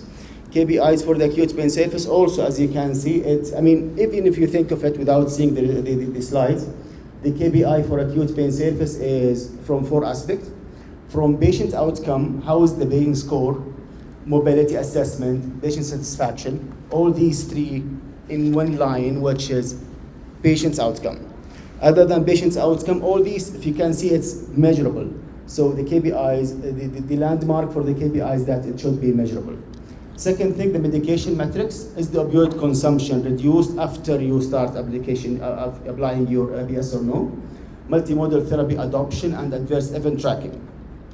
Third thing, financial indicator, length of stay reduced or no, readmission rate reduced or no, procedure-related revenue as return of investment is better or no, which will not affect you per se as a physician, but will affect your leadership. Fourth part is the program efficiency, like to know, do you need to increase your staff or no?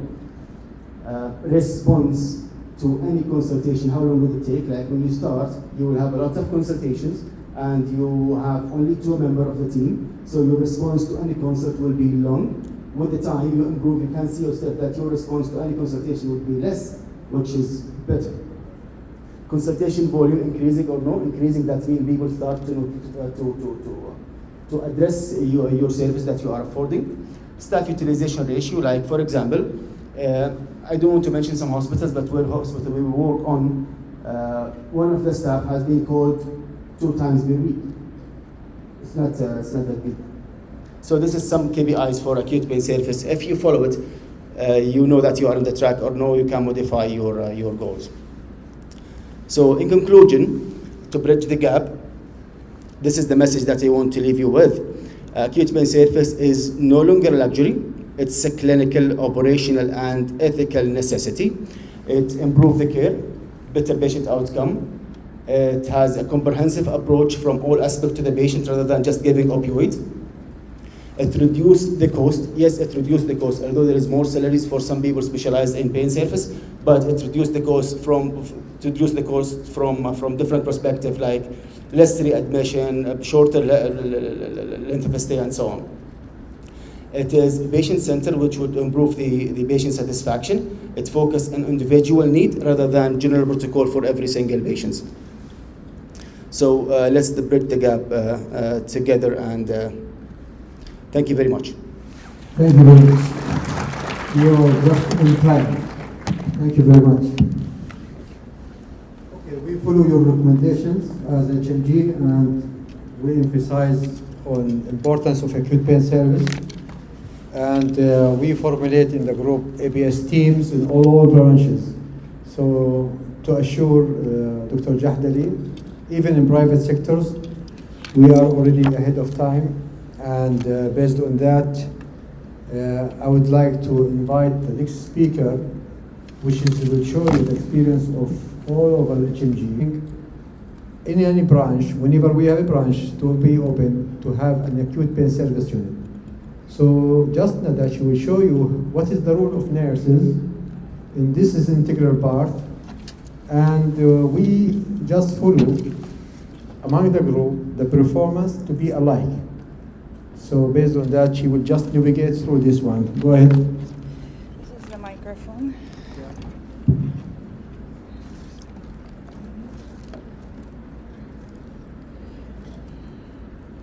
Good afternoon, everyone. My name is Nada Hashim, and I'm the Pain Management Charge Nurse at Dr. Sulaiman Al-Habib Rayyan Hospital. So today we're going to discuss the crucial role of pain management nurses among all the branches, as well as the importance of our nurses at Dr. Sulaiman Al-Habib role in the pain management. So this is our outline. We're going to discuss about our target, quality of care, team role, minor to major procedures, pain reduction, as well as the goal of pain management after surgery. So this is an overview of the acute pain service. So here, to provide acute pain service to the patient aiming to achieve a pain-free hospital for those who are suffering from moderate to severe pain, as mentioned, from minor to major procedures.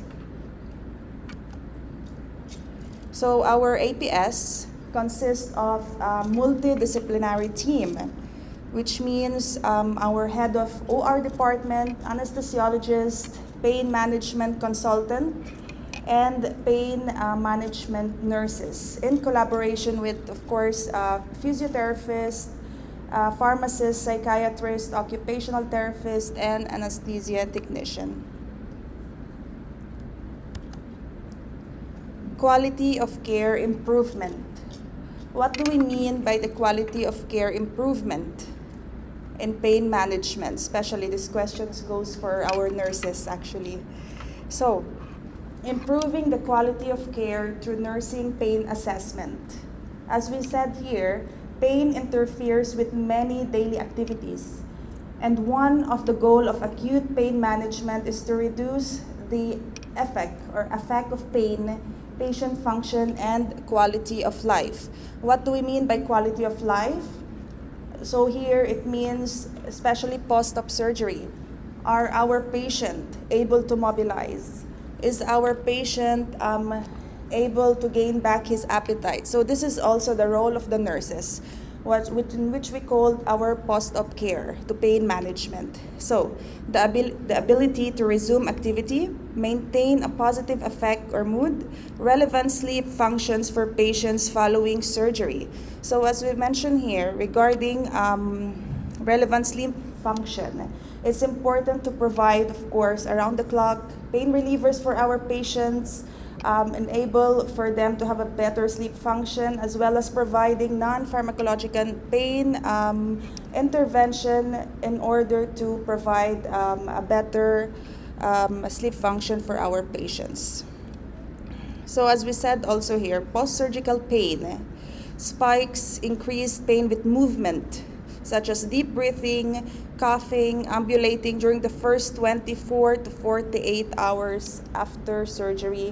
And this is why, as we mentioned before, around-the-clock dosing is recommended, especially before even starting occupational or physiotherapy for the patient. Around-the-clock is important, which means pain medication administration for our patients. Improving the quality of care through pain assessment and management. This is a continuous. So, the importance of self-reported pain or even breakthrough pain. As we all know, nurses are being educated regarding the patient hemodynamic status, which means physiological response of sympathetic activation, such as tachycardia, tachypnea, hypertension. All this relate to pain of the patient. As well as we have our own hospital policy regarding pain measurement tool that are being used to assess our patient. Monitoring the quality of pain management. So, it's very important to involve our patients and family in pain management plan, and in order to provide effective well-being for our patients, especially post-op surgery. Improve treatment patterns, reassess and adjust pain management plan as needed. And this is, of course, according to our primary consultant or surgeon or acute pain service. Monitor process and outcome of pain management. So this is also important, as we mentioned before with Dr. Muhammad, regarding our outcome process, such as the KPI, patient follow-up, and our data analysis, clinical rounds, daily clinical rounds with our acute pain service team. So this is just a brief regarding the principal analgesic management of pain. Okay, as we mentioned, a PRN order of rapid onset analgesic may be necessary to control activity-related breakthrough pain. Assessment of effect. It's important for our nurses as well to do their assessment and reassessment of pain management, which means we have, according to our policy, post-op surgery that we assess hourly for 6 hours upon administration of medications, either IV, IM, orally. So it's important to follow up our patient based on our policy, of course, and based on our pain reliever administration or opioids. Referral to acute pain service. So here, we have based on actually clinical criteria. So if the patient is suffering from moderate to severe pain, this is the time we will refer to the acute pain service. If the pain is uncontrolled, so our role here is to assess our patient, to visit our patient, to assess the pain relievers of our patient, and accordingly, the patient will be referred to the acute pain service. So our role, we have our head of anesthesia department, head of pain management consultant, interventional pain management, as well as our pain management nurses. So the role here is to follow up the patients, to assess for clinical rounds in order to provide comfort for our patient. Post-operative pain management is a critical aspect of nursing care that significantly impacts patient recovery and satisfaction. So here, based on our patient satisfaction, the importance of pain management, and the role of nurses to our patient, it's important to follow up our patient daily, to assess our patient, to check on the pain reliever of our patient in order to also to have and to provide good patient satisfaction for especially major surgery. This is just an example of our weekly report that we do. Okay, according to the anesthesia done, blocks done, and this is our follow-up remarks, surgeries, post-op TKR, daily patient seen, OR per day. This is just a draft of our weekly report. So this is also what we do, pain management, nursing file audit. This is how we actually see if our patient, we're just, following up our nurses to see if they're having an improvement with pain assessment and reassessment. Our data tool, pain management data tool.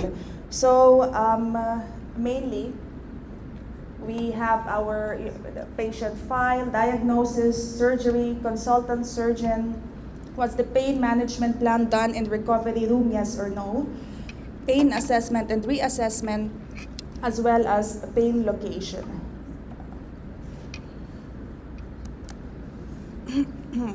APS visit, so just I'm showing you a draft of our data tool that we use. Okay, as we mentioned previously regarding the quality of life, okay, as we said that we follow up our patients post-op surgery, so post-op surgery after 24 hours and after 48 hours. So this is also what we use for pain assessment, which is the NRS numeric pain scale tool and the Wong-Baker scale.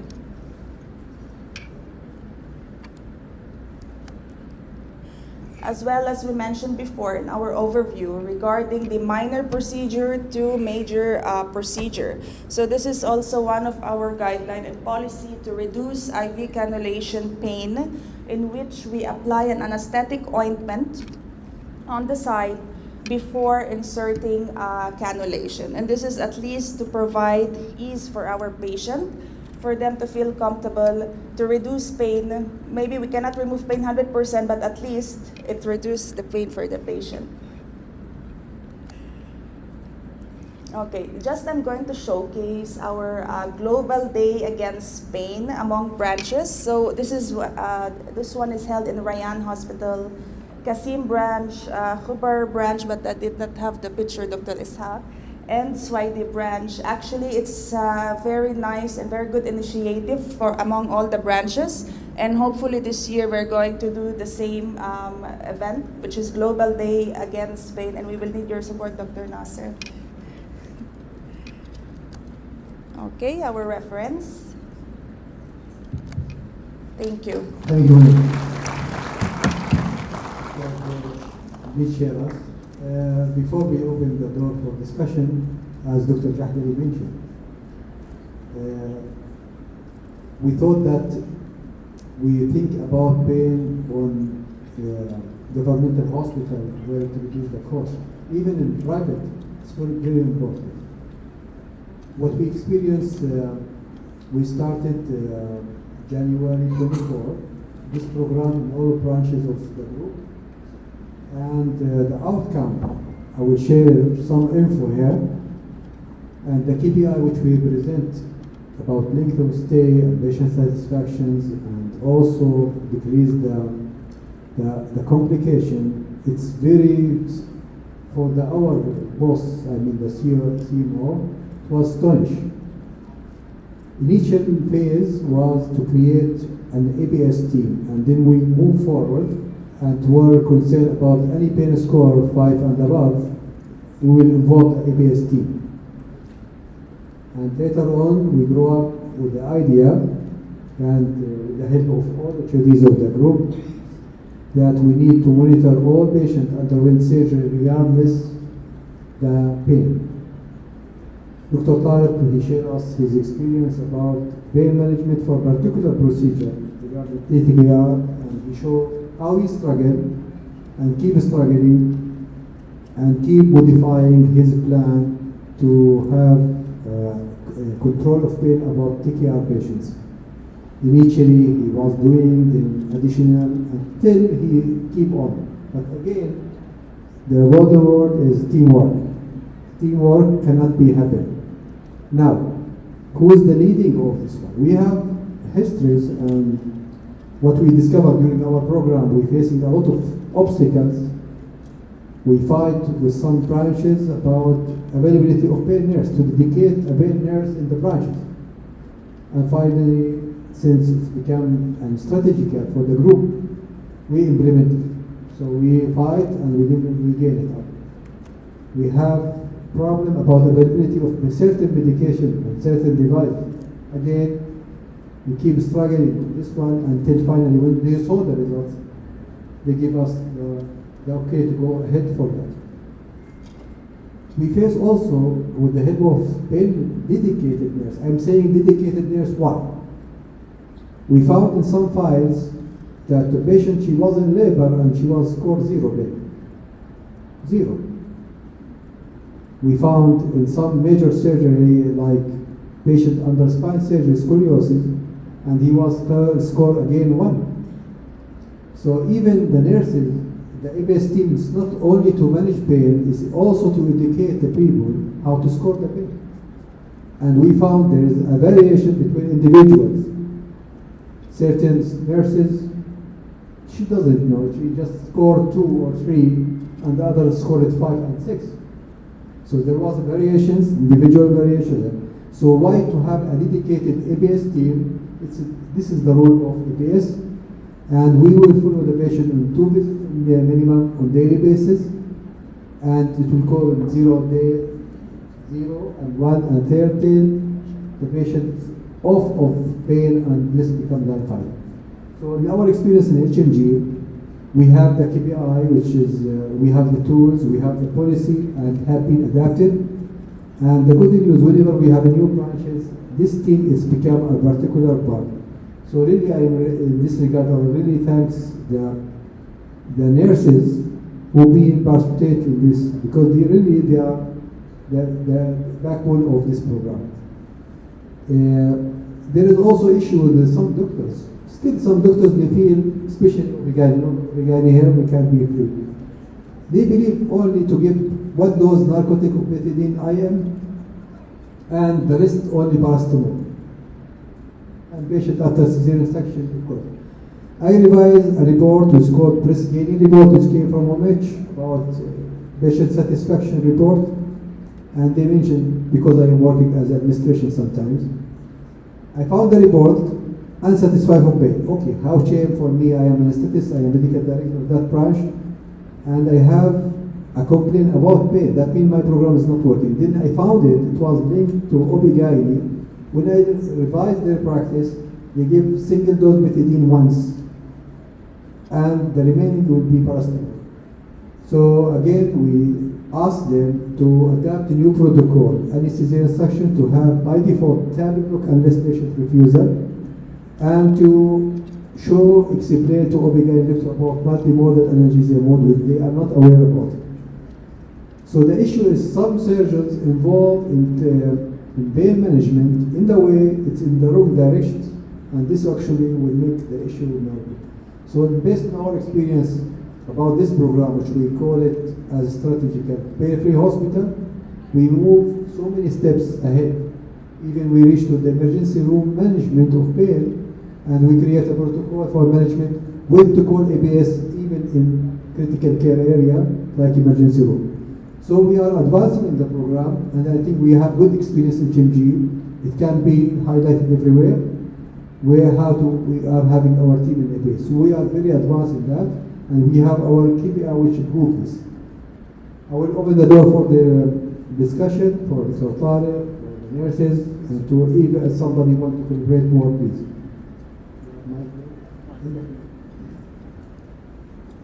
Keep the mic with you so you can rotate with the audience. Ibrahim, please.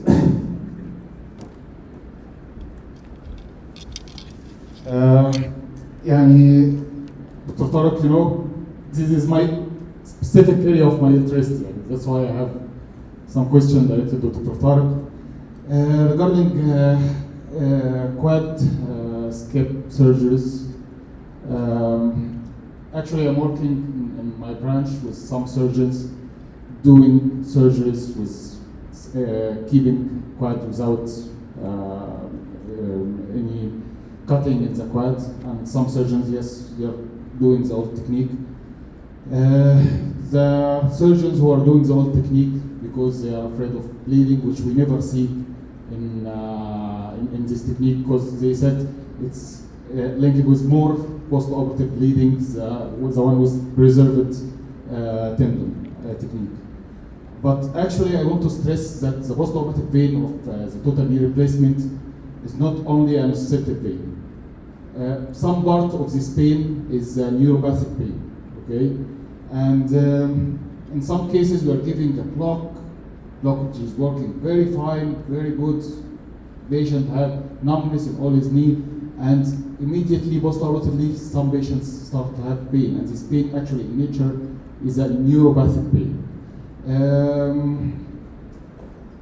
My question, with the settings we have now in Habib, are we ready for a one-day surgery for a total knee?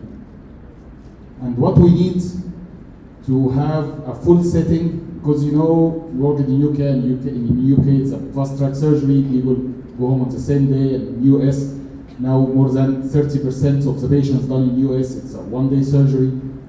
Are we ready? And how to be ready if we are not still not ready? You believe in one-day surgery for total knee? You are It's proven. It's proven worldwide. For your patient care, you are okay with discharging the same day? شكرا دكتور إبراهيم. The principle of one-day surgery, what is called outpatient total knee replacement, yes, it exists. If you want the short answer, are we ready for it? No, we are not ready for it. That's the short answer. The long answer involves, it's actually multifactorial. If you look at in the United States or in Western Europe, patients who have one-day surgery or are discharged in the same evening, you need a backup system for them in their place of discharge. In the United States, the surgery is performed in the morning, and in the evening the patient is discharged, or within 24 hours is discharged, but they don't actually go home. They are discharged to another rehab center, where they are looked after, where the cost of running that place is much less than the cost of keeping the patient in a hospital, tying up a hospital bed, utilizing nurses, doctors, etc.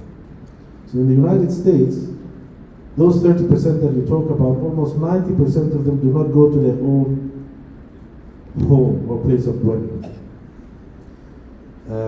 In Europe, and from my own experience in the United Kingdom, yes, those do go home. But again, you need a support system at home where they have nursing, they have their toilets modified, they have stair lifts to allow them to go up and down, and so on. it's not just about the surgery. It's about what system you have to support them at home. So we can do the most wonderful surgery. You can do the most wonderful blocks. But they will still have, you can never get to zero pain. These pain management nurses are actually visiting them at home as well, every day, modifying their medications, modifying their doses. So I think here, particularly in the private sector, we have not reached this level yet.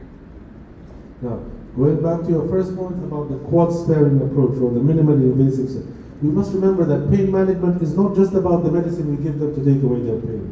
Like I said, it's a whole process that we start from the first visit they encounter with us in the outpatient. Desensitizing them psychologically, speaking to them about it, and it ends with these regional blocks and so on. This is the last part of the thing, of the whole process, doing whatever you're giving them. The medicine that they actually take, whether it be IV or IM or oral, that's the last step when you're going down the ladder. It is a process that starts from the beginning. So again, one-day surgery, I think, not quite there yet. At the moment, I think we managed to get to 48 to 72 hours. Because we do not discharge our patients until they are independent, getting in and out of bed, going in and out of the toilet. Those who do not have a lift and live on the second floor apartment, they need to be climbing up the stairs and so on. In the West, this is all allowed for. We have good support services for this. We do not. The question of HMG, ready or no, it's, the system, whole system.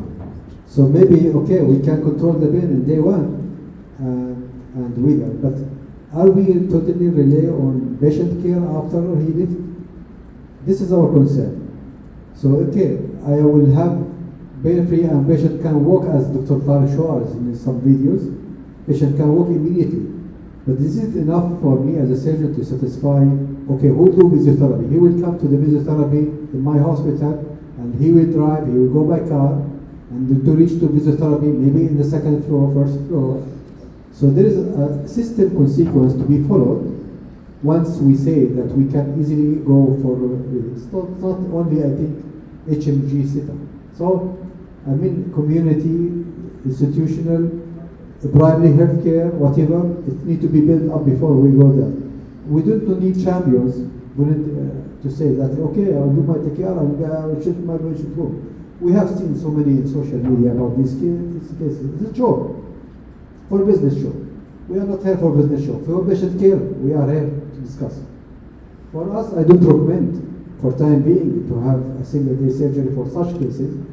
Yes, lab call is fine. Once we have certain criteria to be followed, other surgery can be done, it's fine, but not for such cases. I don't believe that we are ready yet for that. True.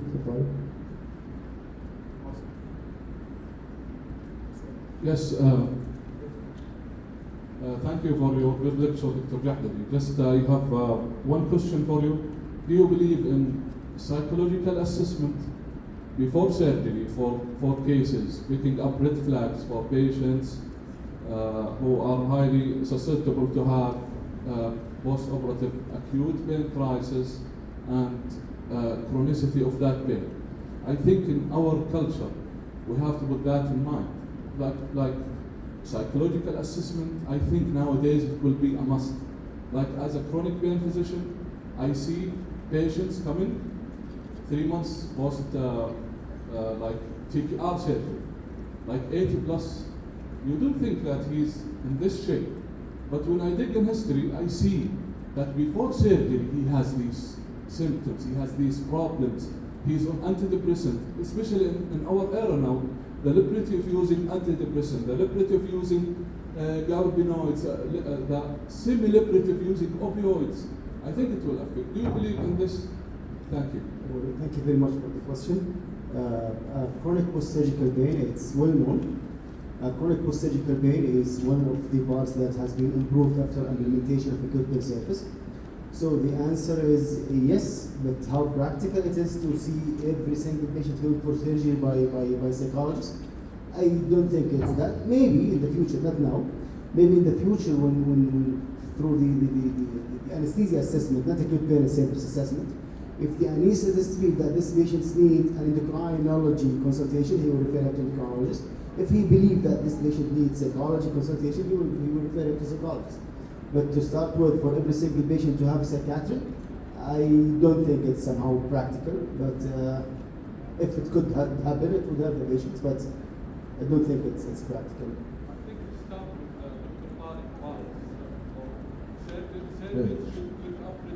شكرا على السؤال. This is a very important point, by the way. I have 2 points to make. The first point, yes, as you just said, it's up to us who meet the outpatients. نحن نتعامل مع الجمهور في العيادة. Their first point of contact is the surgeon. When they come to me or any other surgeon, whether it be obesity surgery, whether it be whatever, the surgeons should be the ones to be able to decide whether this patient, we have to dig deeply, and that's why I stress that in the outpatient, we have to talk to them, counsel them, and while we are talking and counseling and explaining, we can make our own assessment of how this patient is, should they be referred on for psychological service or not. And in some cases, I actually refuse to do the surgery for some patients, because I am aware, I'm pretty sure that I'm trying to take away one pain from him, but I'm going to give him an even more severe pain for a longer time thereafter, which will not be treated. So patient selection by each individual surgeon, and we should not just consider looking at our x-rays or how bad the knee looks crooked. It's about what we can do for their pain. Can we help them or not? I think the second point is in the pre-op assessment clinic. Even if it passes by us, when they go to have their pre-anesthetic clearance, as Dr. Jahdil just said, it's not about just refer them because they have a high blood sugar or their blood pressure is high. It's not just about the physical attributes. There must be some element as well in the preoperative assessment to decide whether this patient needs to go for that, and looking at what sort of medication they're taking for pain management prior to them. I have patients who come to me who have been taking tramadol for 3 years, who are taking Lyrica for 5 years, who are taking this and that, and I look at them and I'm immediately concerned. Is this the right patient to operate on or not? So patient selection is very important. You know, it's it's a teamwork, and not all surgeons, and we are in private sector, let's be frankly speaking in this room. If you have an extra consultation for a patient, and the patient will go for cardiology, for example, and he starts asking for echo, whatever, and the surgeon, he came and called, why you sent my patient there, and he had extra charges. So good luck if he will accept psychology consultation hour. So sometimes we have some difficulty, not only with the patients, with the surgeon, referring surgeon. So we need to be in the same page in this to improve any patient satisfaction. If we are not in the same page, we'll have a conflict. And usually this conflict will be spread to the patients and families. I have experience of these things about one patient, as you mentioned, he had psychological ailment. He was Dr. Fuad was there, 40 years old, and he insists to amputate his limb because of pain. Imagine. Finally, one surgeon, he do amputation for him. And fund of pain will remain as it is. So the issue is, it can sometimes the patient mislead you or direct you in the wrong directions, and you cannot be avoided. It matters really. It matters really how the cooperation between the treating physicians among patient care. Surgeons should adapt, accepting. Because of the next session, last question here. We already done. We are. ماشي دكتور ناصر دكتور محمد ناصر بس عنده. محمد ناصر عنده legal issue. And I'm just asking the whole audience, thank you very much for such an excellent presentation. To establish the system to start with, in area where there is no acute pain service, what do you think is the easier way and how we can overcome such a challenges that the peoples are facing on? For example, in the Ministry of Health, if you consider 300 hospitals, how many hospitals have got the acute pain service? It's going to be a very rare numbers. So we start with the pump, we start with the teams, with the nursing, with the educations, with the programs and the things, but still the area is lagged behind. We So have- Dr. Jahdil, yeah. To answer this question from HMG Project, we convinced them by the KPIs, which we already brought out after the outcome. Let's say outcome KPIs. The outcome is promising about saving, especially our Definitely, we know the benefits of the acute care service. You want to convince the management. In the management and in the long stay and all the other things. But that part, the challenge is that you easily overcome such things from Dr. Jahdili point of view and the others. Thank you very much. I would like to invite the speakers and the moderator. We can continue later. One study I came across for the small hospitals, like in Ministry of Health, there is a big hospital tertiary center, and there is multiple small hospitals. For the small hospitals, one of the ideas to overcome this challenge is to use hybrid APS service from the biggest center, just hybrid through telemedicine, through the phone or whatever, like one big specialist in one big center, and he can cover the 3 hospitals just to start with. Come with the end of the session. Can we move to next session, please? Sorry. Actually, the timing they give Yes, me. we are strict to time. Now we are happy and glad to see Dr. Tariq with us, to see nurses with us, and this really expresses the teamwork that we are performing. So many thanks to Dr. Tariq. Then a lot of thanks also to Dr. Muhammad. Ms. Nada, thank you for your participation. And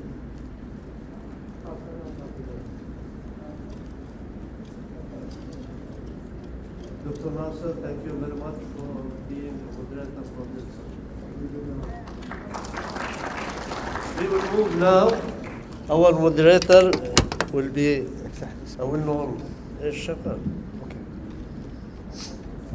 Dr. Muhammad Nasser is a well-known anesthesiologist and medical legal anesthesiologist. He's a figure in medical legal aspects with special interest in airway management.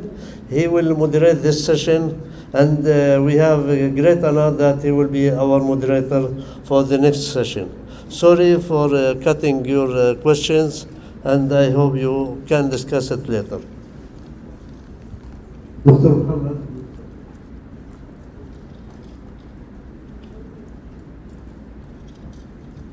We'll start with Dr. Abdurrahman Al-Malik. Dr. Abdurrahman, he's a director of the pre-operatives and procedures quality and patient safety deputy directors of the operating room services, founders, and the chairmen of the difficult airway response team. He's a cardiothoracic anesthesiologist where in King Abdulaziz Medical City. He's being graduated from a Mac Masters in Canada, in Hamilton's, and he got the fellowships as well from the Western Universities, London and Canada. Welcome, Dr. Abdurrahman, and you can start. Okay, thank you very much, Dr. Nasser, for the introduction. Good afternoon, everyone. We're gonna kick up this session with this presentation. Inshallah, it will be informative. So we're gonna talk more about airway management and advances and innovations in it. So we'll start first with introduction. So why should we care about following up in airway management? So airway management is very critical, and it is very important for us from anesthesia perspective, as we know that it is the most important thing, and airway trumps everything when we deal with anesthesia management. And it accounts for a big chunk of complication, and some of the complications related to airway can be very life-threatening. We're talking about 1 in 22,000 critical complications related to airway management. And about 2/3 of unanticipated airway issues that we encountered, difficulty and complications, mainly happen because of inadequate, suboptimal, or lack of airway assessment that happens in the perioperative setting. So based on the NAP project, we found that poor outcome related to poor airway management that starts mainly with the assessment aspect of it. So when we talk about management, we talk first of all at the patient assessment and initial assessment, history, physical examination, then we move on from that to investigation. So the definitions for difficult airway got modified big time by ASA in 2023 to have much more broader definition. So difficult airway, and there is difficult intubation. So difficult airway, it's much more broad, and it includes difficulty in intubating the patient and or difficulty in bag mask ventilation in certain laryngeal mask airway or any supraglottic device. While difficult intubation, it entails that a qualified trained individual in anesthesia requiring more than one attempt to visualize any part or portion of the vocal cords. So we start now the journey for airway assessment with the history and physical examination. So it's very important and crucial to do a thorough history and physical examination. And if you visit any airway society, you would find even that they provide a patient with a bracelet or a piece of paper to identify that this patient is a known difficult airway. And that should always be disclosed to the patient in case of difficulty being encountered. So that's in terms of the history, asking the patient, assessing for signs and symptoms, and then we move on to physical examination aspect of it, and looking for like specific deformities, abnormality, and look for specific tests. There's certain new tests that have been there for the past decade. It's not routinely utilized, but it's important and crucial to include them in your physical examination, such as sternomental distance, that has been there for like over 2 decades, but very rarely used. In addition to upper lip bite test, which entails difficulties for direct laryngoscopy. So for the investigation portion, blood test not really of that big value when you assess an airway. It might give you an idea about the patient oxygenation status. But when we talk about investigations for the airway assessment and management, it's going to be mainly like imaging modalities. So we start with something that is readily available, like such as an X-ray.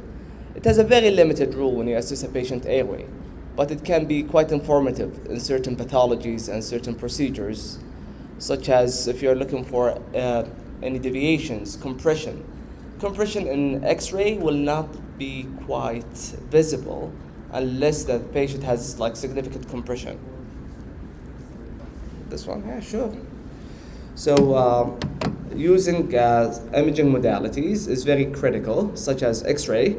Can give you a lot of information, as I said, in terms of compression deviations in the airway, but what also can help you in certain procedures, such as inserting a double human tube or a regular endotracheal tube to determine the depth of the insertion, for example, or if there's any abnormalities in the bronchial anatomy. And it is very cheap, readily available, but the major cons of it is that it's a radiation exposure. Other investigation, that's the new niche in anesthesia in general, and everyone is expanding with it. Even people purchase their own ultrasound, a portable ultrasound, and it can help you identify major abnormalities in the vocal cords, such as lesions, polyps, in addition to identifying the cricothyroid membrane for emergency surgical airway, whether it is accessible or visualized. And that would be something cost-effective as soon as you get the device, and almost there's no operating room in the third world country that doesn't have an ultrasound machine, if not multiple ultrasound machines. And I believe that a lot of people in this room have their own, actually, portable ones. So for example, that's like for the ultrasound used in airway assessment. Like that's a beautiful image that shows a lot of details in the airway, such as the true cords, false cords, arytenoid cartilages, and in the image on the right side of the screen, you can see the cricothyroid membrane as the hyperechoic structure that you can see it here, and that would be something niche. And I think that still there's a lot of innovations to go through it. And here you can see the airway in the long axis, where you can identify the tracheal rings, the cricothyroid membrane, in addition to the thyroid cartilage. And we go next to the CT scan, and I think that CT scan is very critical when you assess a patient airway if it is available. It comes with the price of being exposed to extensive radiation, but it gives you the most extensive details in airway anatomy and airway assessment. It can assess the soft structures in addition to the major airways, deviations, compressions, any abnormalities in the airway. In addition to that, installing an extra application from the manufacturing party that help you to perform what we call a virtual bronchoscopy. So you can have like a 3D reconstructed images for the airway, and you can have a virtual bronchoscopy, see the masses if it is there, and assess the distance, the depth, and whether the patient is actually intubatable or not. And that is important when you're performing procedures such as tracheal resections, patient with major abnormalities in the airway. And like in this image here, we can see that this patient is having some airway structure that is very significant. And you can see in the right side of the screen a 3D reconstructed image of the narrowing.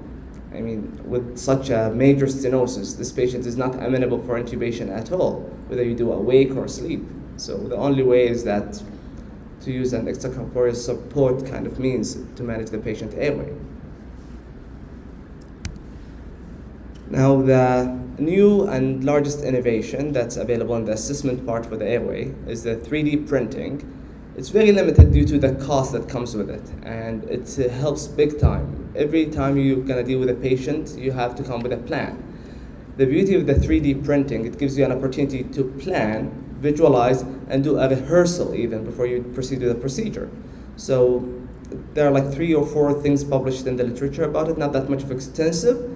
Came across a couple of them that were very nice, and we had a trial about it for a patient, and it works beautifully. Like someone with a syndromic patient with an abnormal airway anatomy, abnormal craniofacial anomalies, you can have the 3D printing, and they can integrate even like the flesh and the skin part of it, and you can perform a rehearsal like a simulation.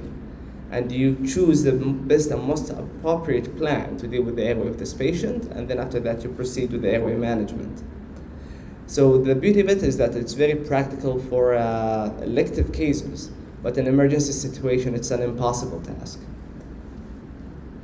So that's an example for 3D printing. So they started at the beginning with printing the skull and the bony part of the craniofacial part of the patient, and then after that they incorporated the ligament and the flesh, and then the skin part on top of it. Then after that, they performed multiple attempts to see what would be the best tool to manage and secure this patient airway.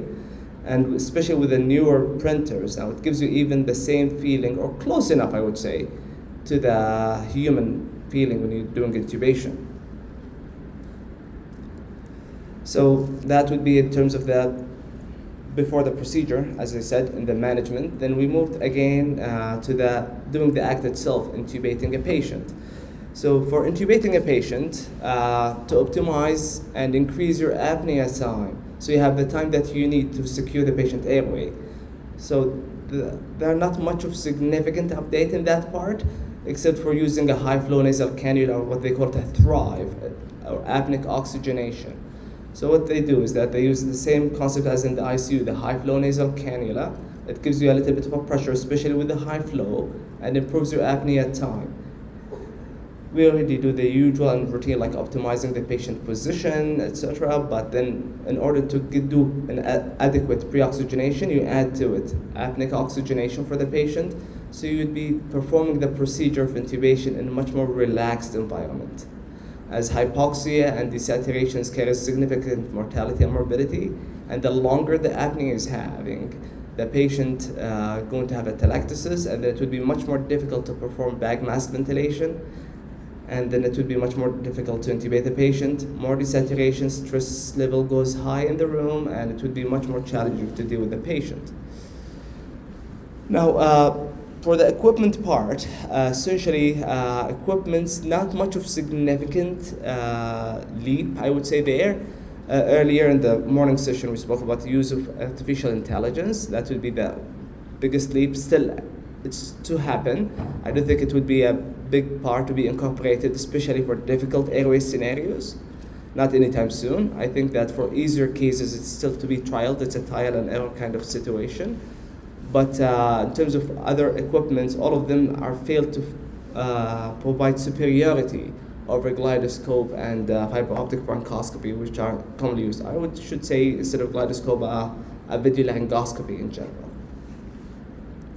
So in terms of equipments, here they are. The direct laryngoscopy, which is our daily routine bread and butter intubating tool.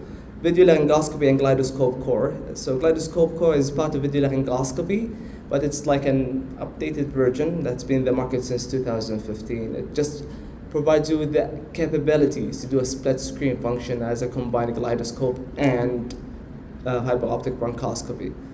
Fiber optic bronchoscopes has been there since the 80s. Optical stylets, they're improving them just for a limited mouth opening kind of scenario, like a scleroderma or burn patients.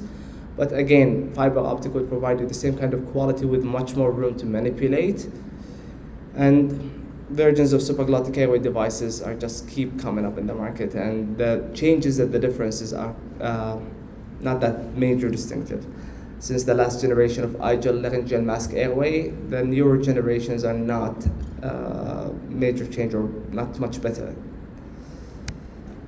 So that's to wrap up for the investigation parts. Like X-ray, as we spoke, it's easy, readily available, just assesses any major compression deviation. Ultrasound, it's easily available, accessible for anesthesia provider nowadays, and it helps you to plan your exit plan D, like surgical airway, at least to land it market, and it helps you confirming the endotracheal tube placement by visualizing the ETT cuff. CT scan, with many things that you can do for it. MRI, mainly it's utilized just for soft tissue assessment, but as we know that it's not that great for assessing major airway things. Nasal endoscopy is essentially the only invasive pre-op assessment tool that we have. Just simply a bronchoscope, but you do it through the nose in the clinic. ENT surgeons do it all the time for assessing polyps and abnormalities. And 3D printing, and I think that there's more to go after that, inshallah. That's it. Thank you very much.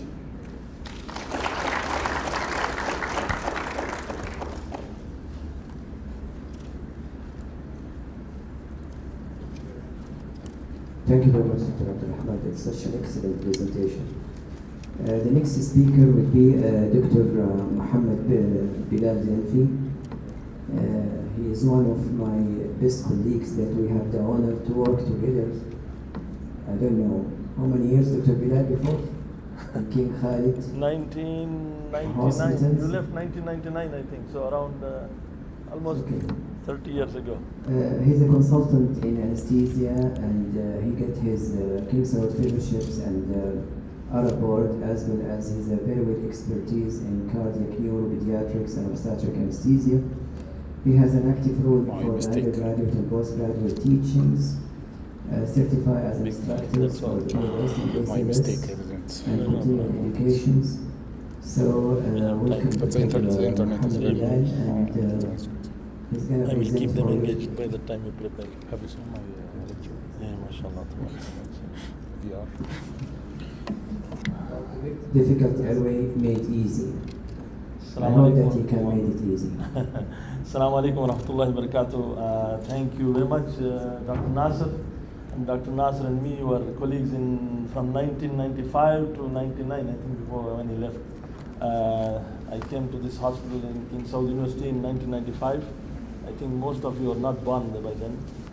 Anyhow, it was a very nice experience there, and I'm still there with my children who are coming and going and passing the exams and leaving us and becoming in better places. Use this better. Still the thing loads up. I will tell you some stories. So when I came here in 1995, I was the assistant professor back home in India. When I came here, they said your degree is not recognized, you are a registrar. So I was working like a registrar for a year. I was coming, putting the tube, endotracheal tube, removing the tube, going home and sleeping. So I said, let me go back home. I resigned. Allah yarham, Professor Siraj was the stalwart who allowed me to do the program here. So that's why I got the King Saud Fellowship. And this is the book. When you enter the university, you see this book there. So on one side is written Iqra Bismi Rabbika Allazi Khalaq. So it's very fine. I went inside the university, became a professor, and come out. It is written Ma utitu min manillah khalila. So you don't know anything. So your knowledge is there, but it is nothing at all. So we have to be. This is Nasser is around here. I think, yeah, he's there. If you can see, this is Nasser here. So this was in 1997. We had a conference here way back 97. This was the third or fourth Saudi Anesthesia Association conference. It was known as Saudi Anesthetic Association then. And Allah Rahman, Professor Siraj also is here, one of the stalwart or the father of anesthesia in Saudi Arabia. He was the chairman for around 35 years of the department. MashaAllah, he managed it very well. And all of my colleagues, if you can find anybody of your seniors around in this photograph, all of us are here. So coming to difficult airway. This is, I think, a 6-month-old child. He was around 40 kgs or 45 kgs. Came for some procedure, and so we had to manage him.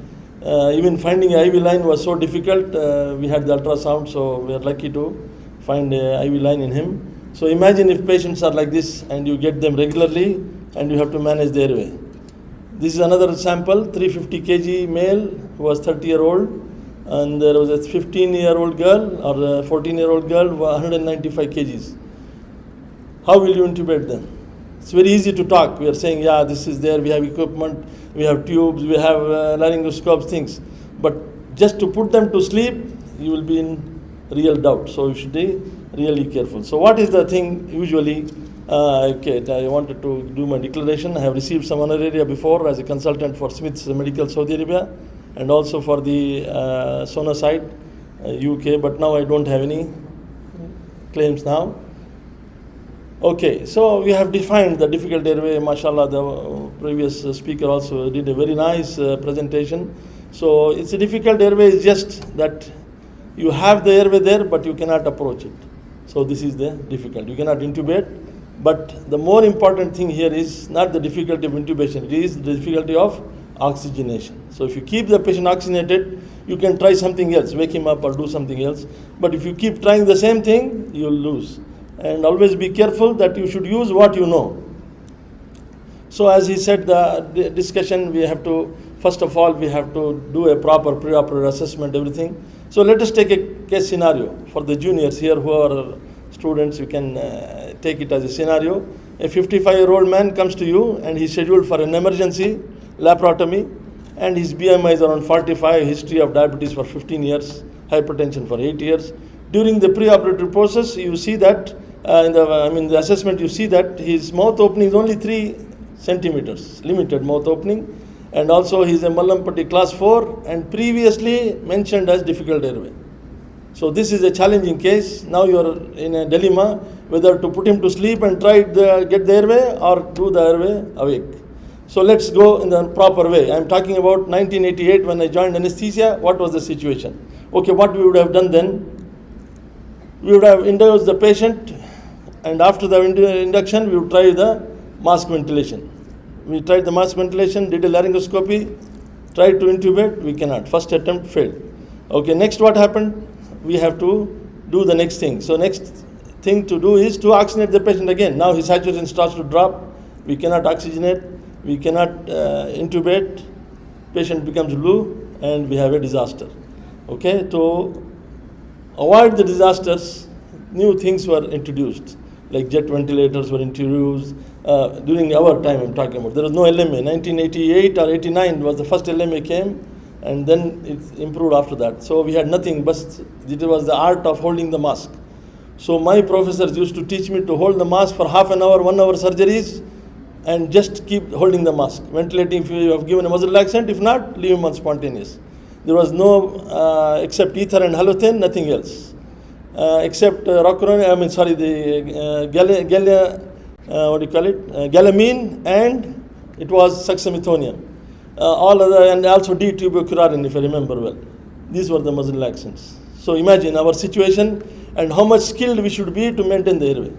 So not the instruments, not the equipment, it is your skills. So improve your skills, everything will become easy. If you become dependent on these gadgets without getting skills, you will be no use. So first learn to do a proper laryngoscopy with a normal laryngoscope blade.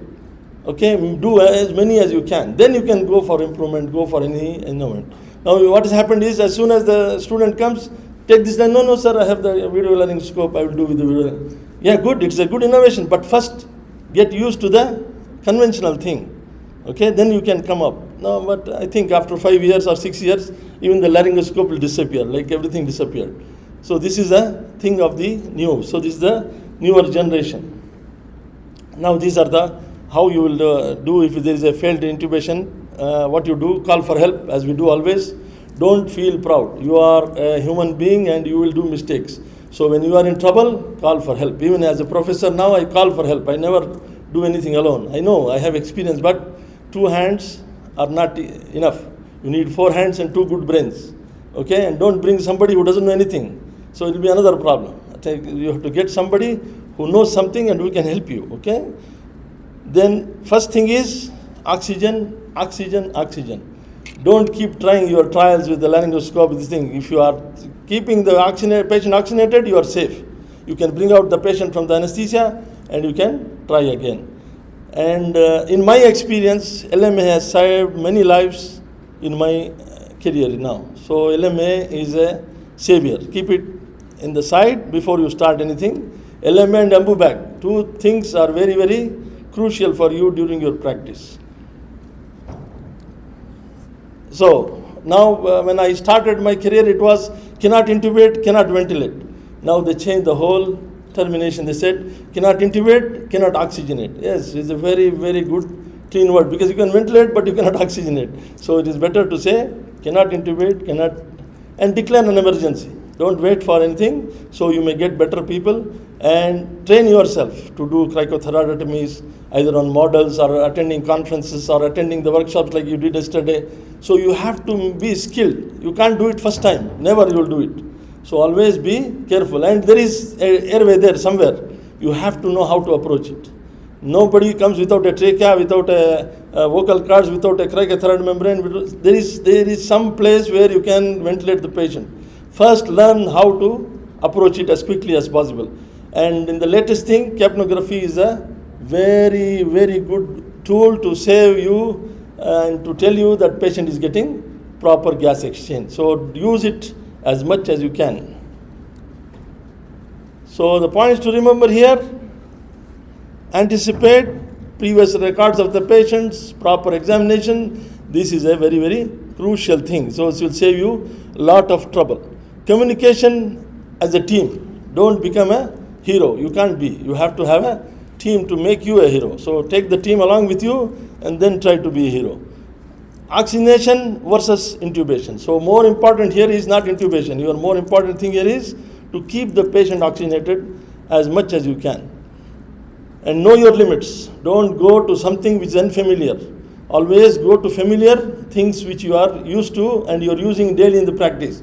Okay, you may say, I never use fiber optic. You cannot use it for the first time.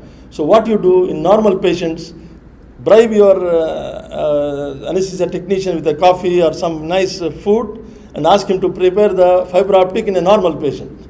So you can put the patient to sleep and do a fiber optic in a normal patient, 3, 4, 5, then you will get used to it. Not for the first time. I am telling about to the juniors. See what I started with a laryngoscope now, you have everything, but you should know how to use it. If you don't know, you cannot. It's a useless thing, okay? It is there, but not using it.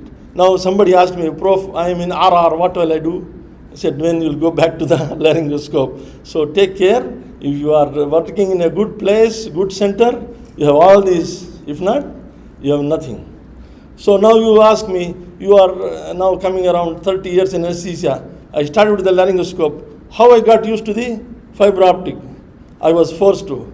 I had to go to King Faisal Simulation Center to teach, and I learned myself. So this is a simulation where you'll do, even at this age, you have to improvise yourself, you have to acclimatize yourself, you have to change. You cannot say, I will use the telephone, the landline. No more.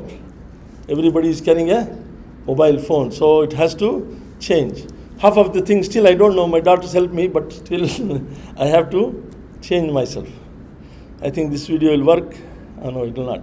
Okay, it's working. Okay, good. So see how I was struggling with the hand away. This will make you to get tired very soon. You should know how to do the techniques. Keep the hand as close to your body as possible and try to make yourself higher than the patient so that that thing is straight, it doesn't bend. So this is just a simulation. I was trying to teach the students there in the King Faisal Simulation Center. So this is what we did there. Now what happened, one emergency resident came and challenged me. She said, difficult intubation is very difficult, we cannot do. I said, okay, I will intubate myself, or at least I'll do a laryngoscopy and show it to you. So I did the laryngoscopy on myself. Okay, so that is a Williams airway. I put it, I felt it, how the gag reflex is. I did it on myself, I felt the gag. Anyhow, I controlled myself. And now see what happened, I'm not used to doing it on myself, I used to do it on the patients. So I put the fiber optic scope in the wrong way. See, I was struggling because I have never done it on myself. Okay, then I turned it around and now it became all right for me. So it was very easy. I had sprayed my vocal cords and my mouth with 10% xylocaine. So I went in and there is my epiglottis. So I started to make sound, I started to sing, but I could not complete the words. I just had to move the vocal cord. So if you see this vocal cords, it is a blessing in disguise for the anesthesiologist. So if you see that, and I was about to go inside, the doctors there, the nurses started to shout. They said, no, don't do it on yourself. So I came out, I said, so nothing. So I was standing, not even sitting, right? So it's so easy. You know how I learned this?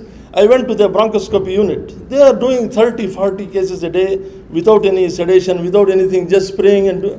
I said, if it is so easy to go in, why don't I try on myself? So I made myself a guinea pig and tried. So this is your main important thing is how to prepare yourself. So basic preparation of the airway, appropriate proper equipment, experienced personnel and assistance, not only personnel, assistance also is very, very important. Patient education and patient selection, as the orthopedic surgeon, he said very correctly, always choose your patient because some patients are cooperative, some patients don't cooperate. So this will also help you. And also education, explain to them. So show them this video which I did on myself. See, I did on myself, nothing will happen. It will be the same procedure. Thorough preoperative evaluation in the other things also, not only for the airway. Sorry. So you should learn how to do the blocks. These are very important. This will help you. Now some people say either you block the airways or you go spray as you go. So there are two techniques, but conventionally the airway blocks. So as you are residents, you have to learn how to do blocks, how to do things. So it will be convenient for you and also you learn. And also spray as you go, you learn as you go, experience more and more, you get a easier thing. So what are the nerves, where do I block? All these should be properly understood, okay? So you know the landmarks, where to give the drugs, where are the things, and the topicalization techniques, how much the dose to use, where to use, how to use, what is the percentage, all this you have to learn to do it. So there are different ways to do the topicalization, which is now in the thing. Yeah, this is the different way. So we did a nasal intubation, awake nasal, and I found that the nasal was easier than the oral, because as soon as you enter or cross the nose, you will see you go through the nasopharynx, you will see the vocal cords. So always follow what is dark areas, okay? That is the wall of the nose. So we are going to the dark area slowly. And this patient is awake, remember, it's not asleep, he's fully awake. See, as soon as you enter the nasopharynx, you see the vocal cords. So vocal cords are directly in front of you. So nasal intubation is easier, but we should take care. The bleeding chances are more, the complications there are more. So you should be very careful. So easily you can intubate the patient if you do a naso. Okay, again, the topicalization also like a nebulizer. You can topicalize the patient and do it. This was a video around, I think, 1988 or 87, I got it. So this is the conventional way of blocking. So this is the fascial pillars. Just next to that, you are injecting the local for the glossopharyngeal nerve, but be careful, there is a carotid artery there. You may puncture it, okay? So this is how they did it in the beginning, and even the spray just to reduce the pain for the injection, and you will see you will have a very long spinal needle going and injecting there. So you learn these techniques just to keep it in mind, so that some patients may need this, and you may also need a patient who will cooperate better. If you do these blocks, you have better cooperation of the patient because he will not feel anything. But remember, all these causes the insensation, there is no sensation in the trachea and also in the vocal cords. Patient may aspirate if this is not properly positioned. So you should take care and do it. Let me run it for you so that you will not waste time. See how he is feeling he wants to check whether the back of the throat is thin. So this is the local for the cricothyroid membrane. Just doctor was discussing about the cricothyroid membrane. You can go through and even oxygenate through that. So we are putting a cannula inside and injecting the local for the vocal cords and below, because it is the recurrent laryngeal nerve which is supplying the trachea below the vocal cords. Above the vocal cords will be the suprarenal nerve. So you will be there. Let me pull it. Okay, this is a cannula. We'll inject. First push the cannula inside, remove the needle, then inject. Otherwise, the patient coughs, the needle may break sometimes. So we used to remove the thing. And how to know? You aspirate, you get air. So that means you're in the trachea. So push the cannula only and pull out the needle and inject the local there. Okay, so this is the greater corner of the hyoid for the external branch of the suprarenal nerve. Also is blocked, so your patient will not be able to feel the airway. Okay, let's go to the next step. Here we are. Okay, so now he's checking whether his thing is working. He will put a gauze piece and, sorry, it went back.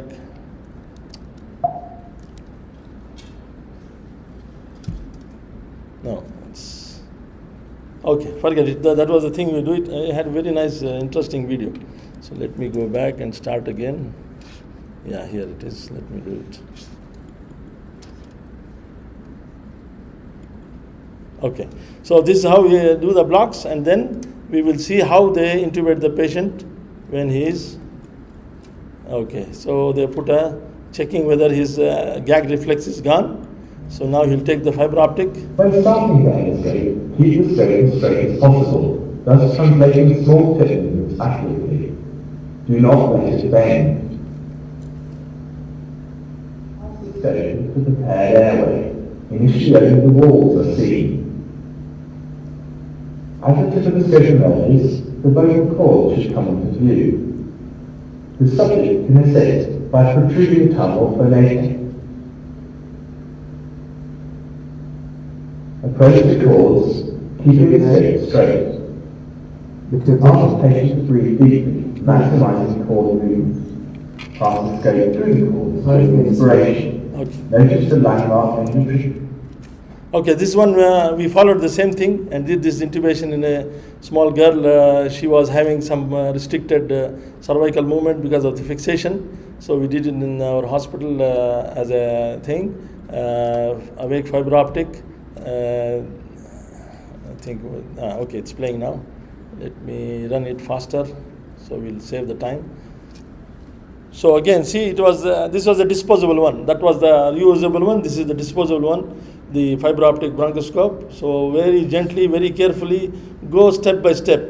And see, the patient is very cooperative. We explained to her, we gave her a good sedation because she was cooperative, easy to intubate her.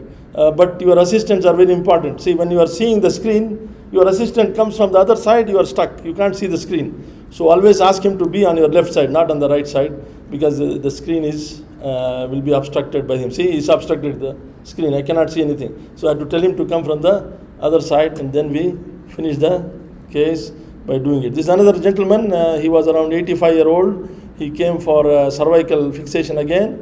Again, he had a problem with his neck, so we did not want to take a challenge by trying to put him to sleep. We went for a wake. So you will hear a lot of commotion because there are a lot of people there. So that's why make sure you have a small team, not everybody is there, so you will be in trouble. So This was the thing, and it was away from the patient on the foot side, and I had to turn my neck to the other side and do it. So always also should take care of the logistics. Don't break your neck. So this is the new innovations you've seen. You guys are lucky. You have a gyroscope and a bronchoscope together. You see, you can see both. So you can use a device which is seeing the thing from above and one which is going to the trachea. And you can change it. It's just screen in screen. So what happens in bronchoscopy, you will see only the inner part. You will not see the exterior part. So this is one thing. And now the other one you have, the latest one, is the U-scope.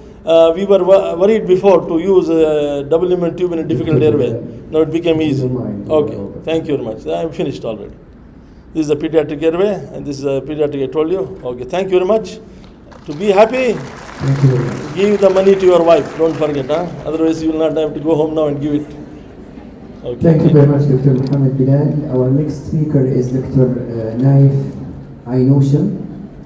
He's going to talk about art of extubation in neuroanesthesia. Dr. Naif is one of the best neuroanesthesiologists and pain medicine consultant at King Faisal Specialist Hospital in Riyadh. He holds the Saudi board in anesthesia and completed fellowships in pain medicine.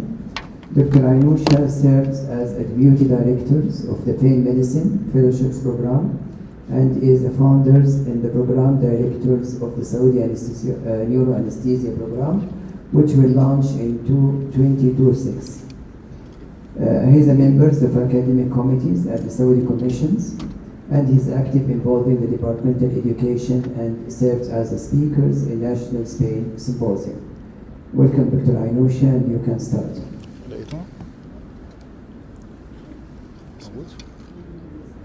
كنت بدور لك على السلايد تشينجر.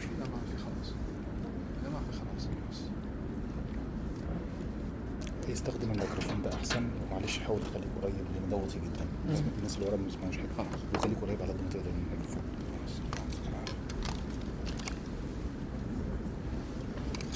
Assalamu alaikum.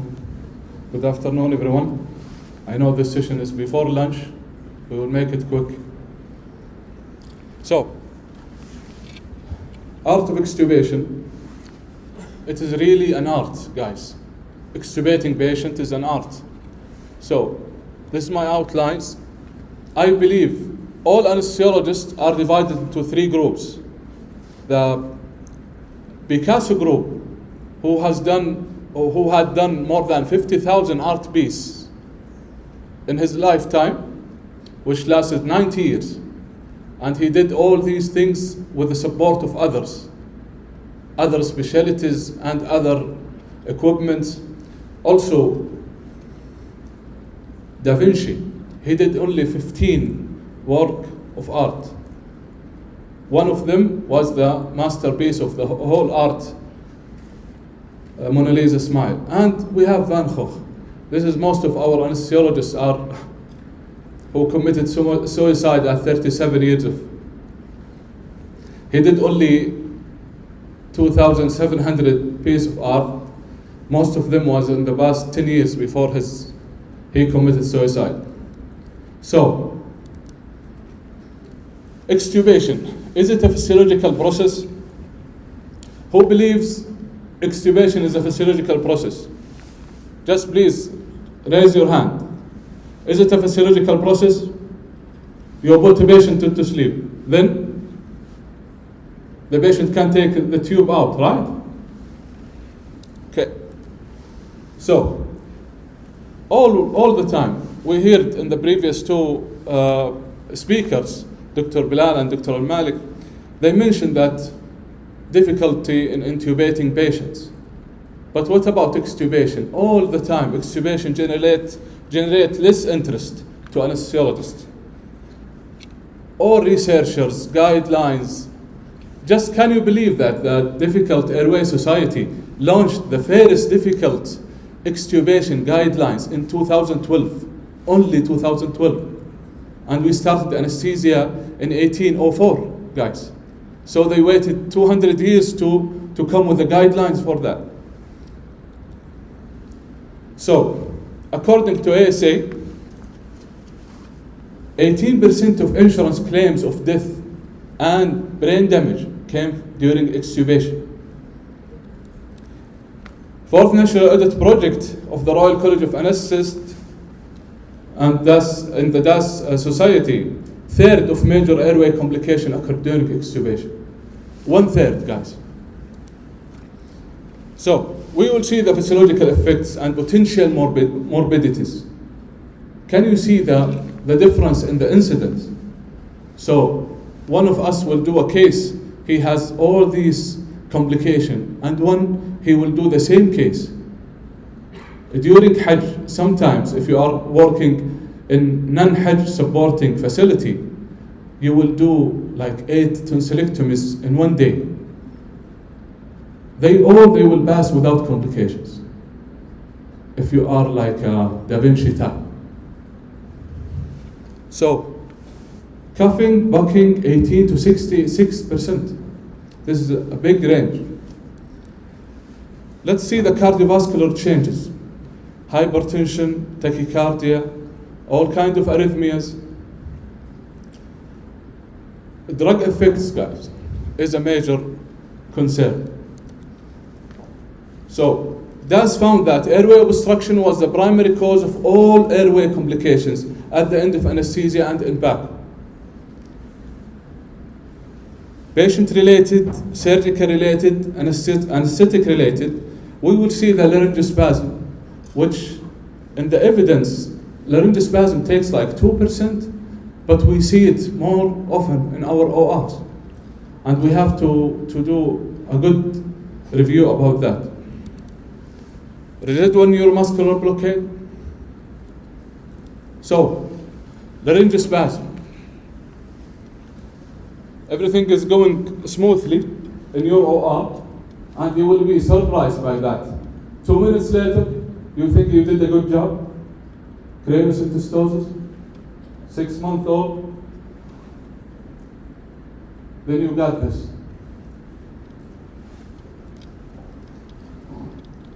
As you can see, 10% of all anesthesia-related airway complication, according to DAS, post-obstructive pulmonary edema. But we didn't see it because patients usually they are healthy. So they pass it. Inadequate ventilation, up to 7% with multiple factors involved. I will talk a bit about environmental and human factors during emergence from anesthesia. So, to all chairmen of anesthesia departments attending today, we have to find a solution for prolonged list because the human factor is a major concern in our practice as anesthesiologists. After duty hours, why it is an art? I'm telling you, art of extubation, because according to the anesthesiologist, he should think about the logistics in the hospital. He should think about the patency of the RT in ICU. He should think about his anesthesia technologist, his anesthesia nurse, the time of the procedure. ICU will receive a patient extubated, but will they do a good job with him in case of complications, airway complications? So, is the patient having difficulty from before? Is the patient is having brain tumor involving his cranial nerves, for example? So human factor is a big concern here. Management of extubation. There is no clear or single technique suitable for all patients. Preoperative plans can then be modified depending on intraoperative events. In 2012, as I mentioned, the first guidelines for extubation. This is for the low-risk extubation guidelines. As you can see, 4 steps: plan, extubation. So this is the first question. Am I going to extubate this patient or not? Prepare for extubation, perform extubation, post-extubation care. It is individualized for each patient. This is for the high-risk patients. As you can see, is it safe to remove the tube? Yes. Awake extubation, advanced technique. This is the most important message today. I think we all know the criteria for extubation. So, what to do before extubation? Airway, breathing, circulation, drugs. So A, B, C, D for drugs. Let's talk about the depth of anesthesia. We have all these brands, and they are all the same. As we saw in the past few days, the Prada and LV, they mean nothing. So they are all the same, maybe from the same factory. So deep extubation, awake extubation, whatever extubation, they are the same. If you know what you are doing, of course. So, advanced mechanical techniques. We will divide it to mechanical, pharmacological, and supportive. So mechanical, the best way, evidence showed, is removing the tube after proper sectioning and putting LMA, but you have to be careful with the depth of anesthesia at that time. In the past 3 years, I have done 612 cases, in neuro cases in King Faisal. So there is no single case like that. If you want to do this technique, you have to make sure patient is deep before inserting LMA. No touch technique. This is my favorite one because I have the chance to shout on surgeons. Bite blocks. Evidence found that soft bite blocks are superior to hard blocks. In neuro, I never use the hard airway because, especially in functional neurosurgery cases with epilepsy patients, they want to bite. Anything hard, they want to bite. So soft blocks are the way to go in neuro anesthesia. Let's talk about pharmacological techniques. Intracuff lidocaine. It's becoming like a habit to most of neuro anesthesiologists to apply lidocaine inside the cuff. And all kinds of lidocaine, they work. They have little evidence. IV lidocaine. Who uses IV lidocaine before extubation? Does it work?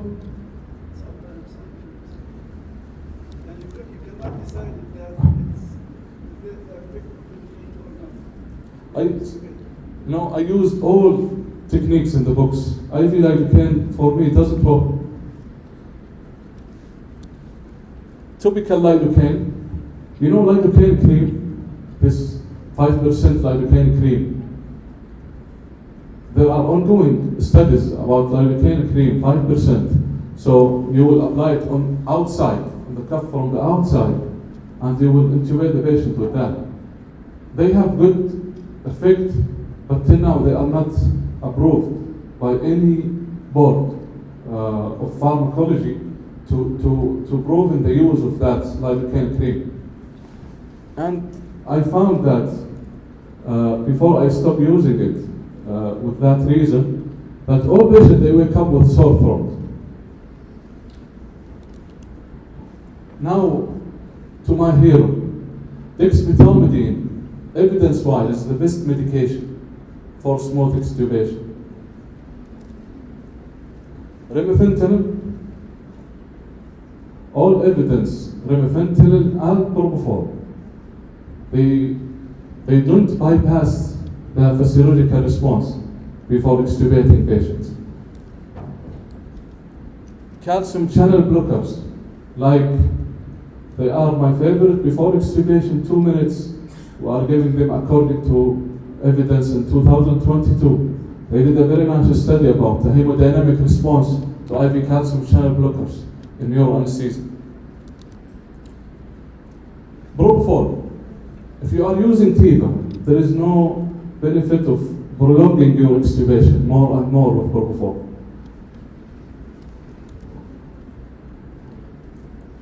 Adjuvant maneuvers like pre-oxygenation 100% and supplemental oxygen used during transfer to recovery rooms. So, let's answer now. Smooth extubation is different than successful extubation. Successful extubation means that patient went through all the physiological changes. He went to coughing, bucking, airway irritation, right? Our job as anesthesiologists to make it smooth. So we will bypass that physiological response. I know it is a physiological process, but we have to bypass the physiological response. It is your choice to be Van Gogh, Picasso, or Da Vinci. After duty hours, extubation needs more planning and precautions. You will never be in a place to apply your way of extubation every time. Remember, in our kingdom, if you are going to Hajj duties, you would see.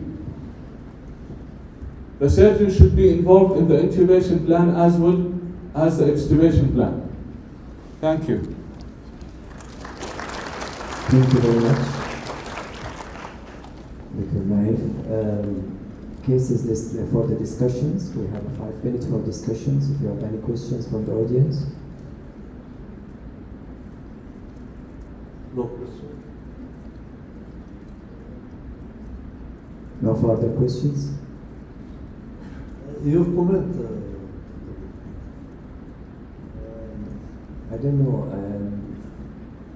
Difficult airway management and difficult airway tools. The new things that I can see from Dr. Abdulrahman's lecture is the 3D diagnostic, which is a printer, which is not being implemented to all the department. I think it's quite helpful in the management for the way that you can deal with the difficult airway. For Dr. Naif, طبعا excellent presentation, but to my experience, I cannot overcome the physiological changes all the time. This is an art that, with all these experience and years, that we sometimes miss it. I hope that we can go into such a safe practice that will allow us to overcome the physiological changes safely. So we don't have a special technique or special way that we can overcome it easily.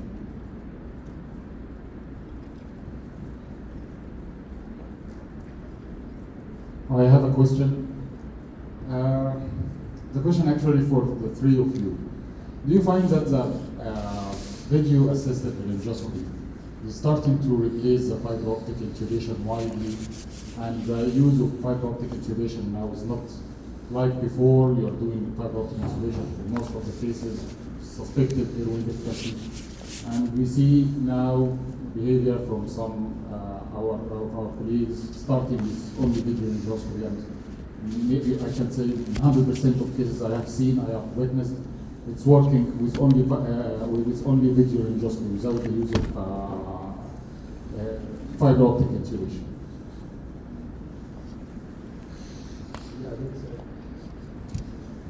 Yeah, that's a nice observation.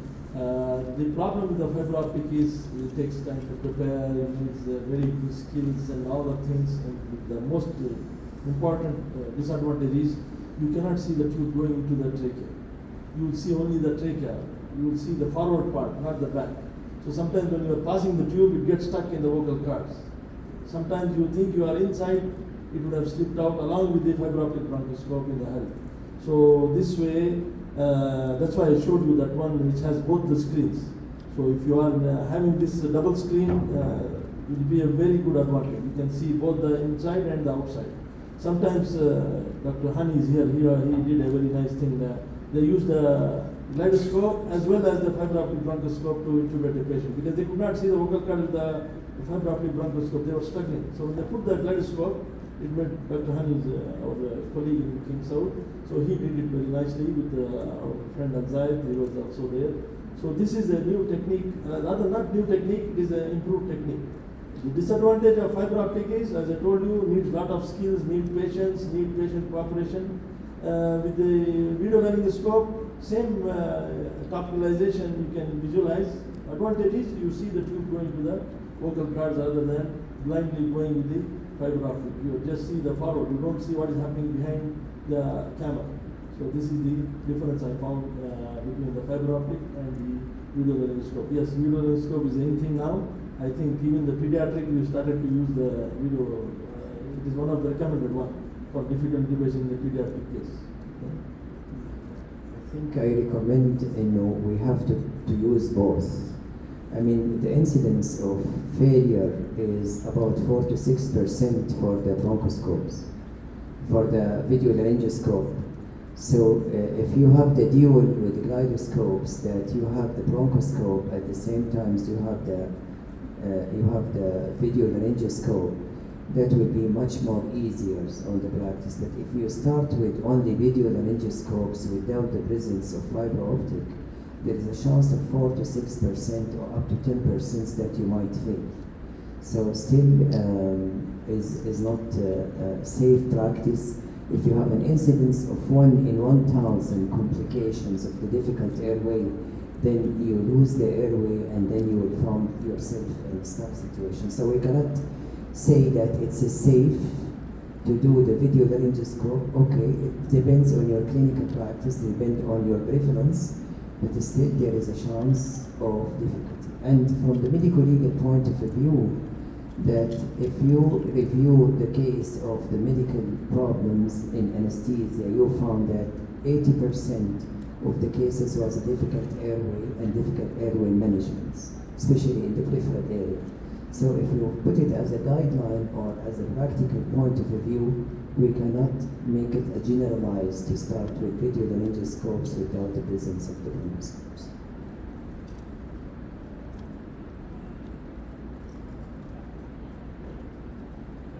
So, in my own experience, fiber optic intubation, to know how to perform it is a must for all anesthesiologists.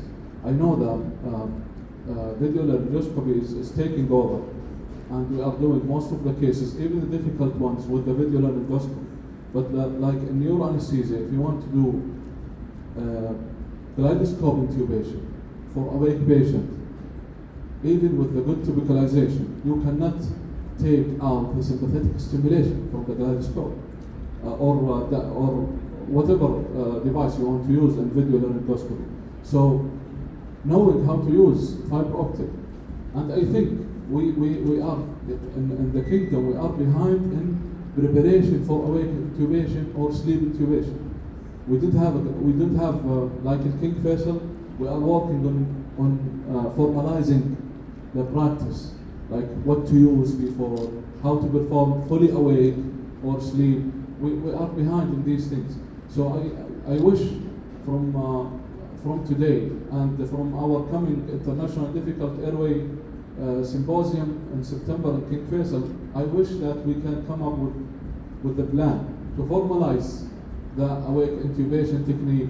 Like some of us, they use certain medication. Like most of us, they are using medication no more recommended for awake fiber optic intubation or sleep intubation. So I think fiber optic still, for me, in neuroanesthesia, I like awake fiber optic technique much more than direct laryngoscopy because of that. Sympathetic stimulation is a killer in neuroanesthesia. So still, I will encourage everyone to use both. Competency in all of the tools, like with the direct laryngoscopy, video laryngoscopy, as well as fiber optic, is very essential for multiple reasons. Because sometimes you have cases that you want to do intubation for the patient, but the mouth opening is 1 centimeter, 1 finger breadth. You cannot use video laryngoscopy or even direct for the case. Or you have situations where you go with video laryngoscopy. It was actually being studied that video laryngoscopy is considered as an indirect laryngoscopy, because you are not seeing the vocal cords with your eyes, and the fact that you visualize the cord doesn't necessarily mean that you are going to be successful in intubating the patient. And due to this, they come with the idea of a combined video laryngoscopy and fiber optic in order to overcome this situation. And like, even if we scan in the room and ask people like how many times you had done a gyroscope, you visualize the airway, but you even struggled in the first bit of just passing the tube in the oropharynx. It became a challenge to them. Or sometimes it's a space issue, like with a bigger patient, like a patient who's like 300, 400 kilograms. Even like bypassing the teeth is an issue because the handle will be in front of the chest. So there are like situations, everything is essential. And I think that everyone who's going to be a board certified anesthesiologist has to be competent in all of the modalities we have, at least with direct, video, and fiber optic. Like those are like, it's a must. You lose the airway, then you lose everything. So you cannot do a indirect laryngoscopy without a proper sedations. So by all means, that if you suspect a difficult airway for all the idioms, for the junior, especially for the residents, you don't think about indirect laryngoscopy as a first to start with, unless you are a very well expertise in how to handle, you cannot intubate and you cannot ventilate. So this is another thing that you shouldn't miss. السلام عليكم. أنا كنت عايز بس الاي في بريسبكس مش هيأخر الريكفري بدون يلاقي ريكفري اوف ذا بيشنت اند وات از ذا دوز. لما ادي قبل الاكستوبيشن او الريكفري يتأخر. Thank you for your question. Of course, IV dexmedetomidine, if you want to use it for extubation, you have to know what evidence is mentioned. So there is no certain way. Some people are using 1 hour before they start infusion. For example, in neuro anesthesia, when the surgeon starts to suture the dura, we switch on dexmedetomidine at 0.6, 0.7 max per kg per hour, and we give some good analgesics like some fentanyl and morphine.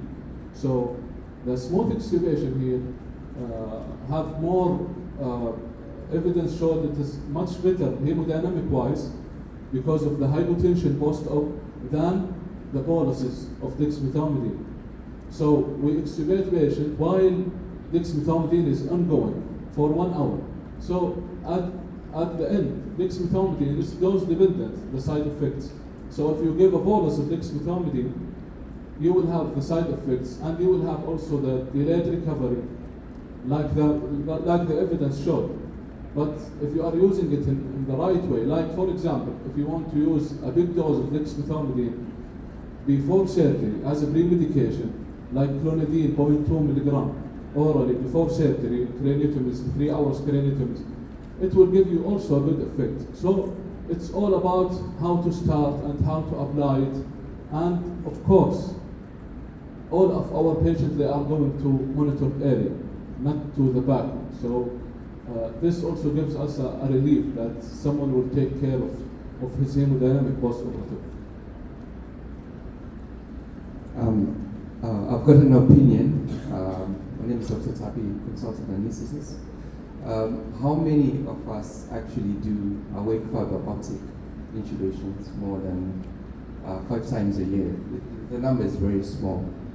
My opinion is, I think maybe the society should reconsider and protect all of us by coming up with a standard for awake fiber optic intubation for elective cases or elective difficult scenarios, whereby maybe if you haven't done more than 10, this is what they do in England, if you haven't done more than 10 in the last year, you cannot do an elective case.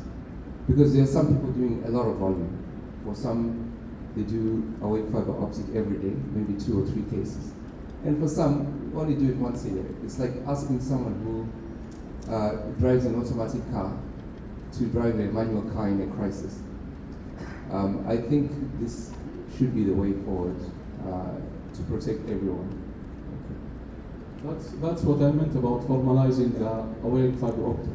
So the head of that project, he will deal with the most difficult cases and he will teach others.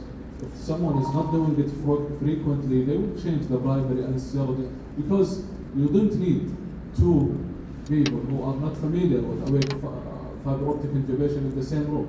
When you ask for help, as Prof. Bilal mentioned, sometimes the help, even they don't know how to deal with the awake fiber optic. So that's why we need to make it like to formalize awake fiber optic intubation.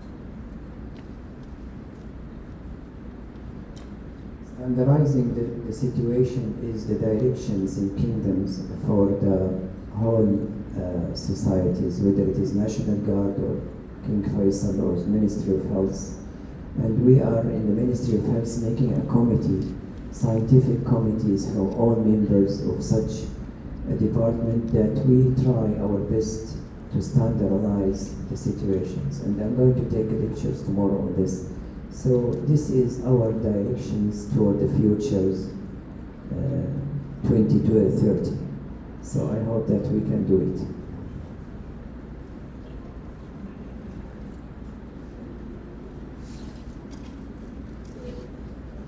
Thank you very much. I think we have a break for the lunch now and or for the dinner, and we will rejoin. We have the pleasure to certificates. We just Dr. Fuad will have the honor to give the certificate for the speakers.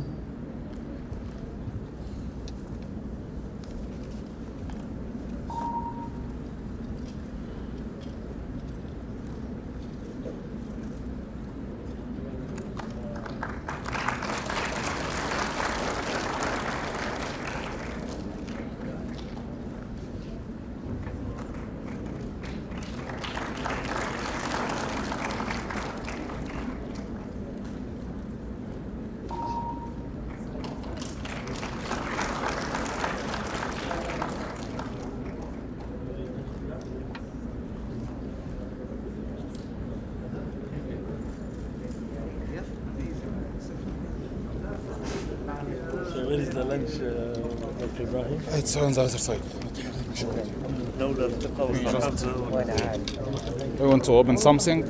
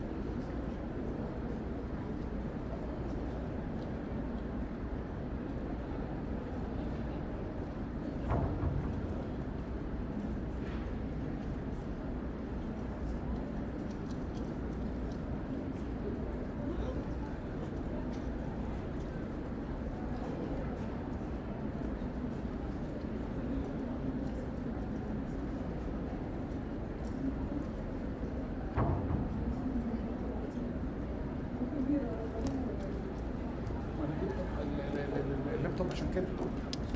انت شايفه جايب اللابتوب وموصل هيدا اللابتوب الانترنت تبعك؟ بتاعي. اوه ماي جاد، ليش ما فيش لابتوب هون؟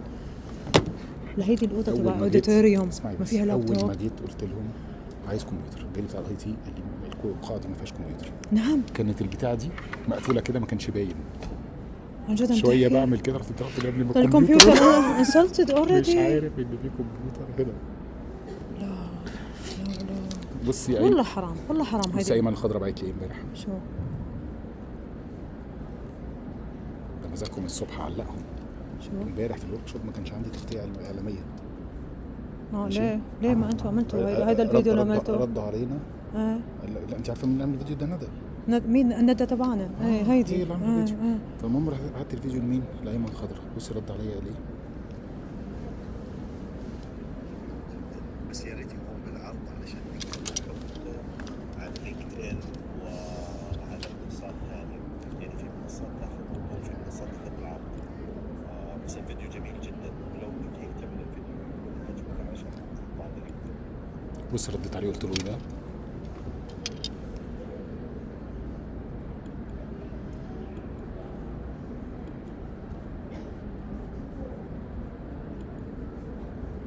فيني اسمع؟ طيب دكتور ما في مشكلة، بكرة أنا بشوفك الصبح، ويا ريت إنه يعني برضو خلي الزملاء ياخذوا فيديوهات احنا نظبطها. بكلم أنا عندي رند من الماركتينج. هو عايز تكبر وتصغر ايه؟ انت فاكر شو عرفني؟ شو عرفني؟ ماما هاتي محاضرتك. استنى هي موجودة عندك. آخر محاضرتك ولا محاضرة عبد الرحمن نزلتهمش. يلا نزلها هنا آخر وحدة.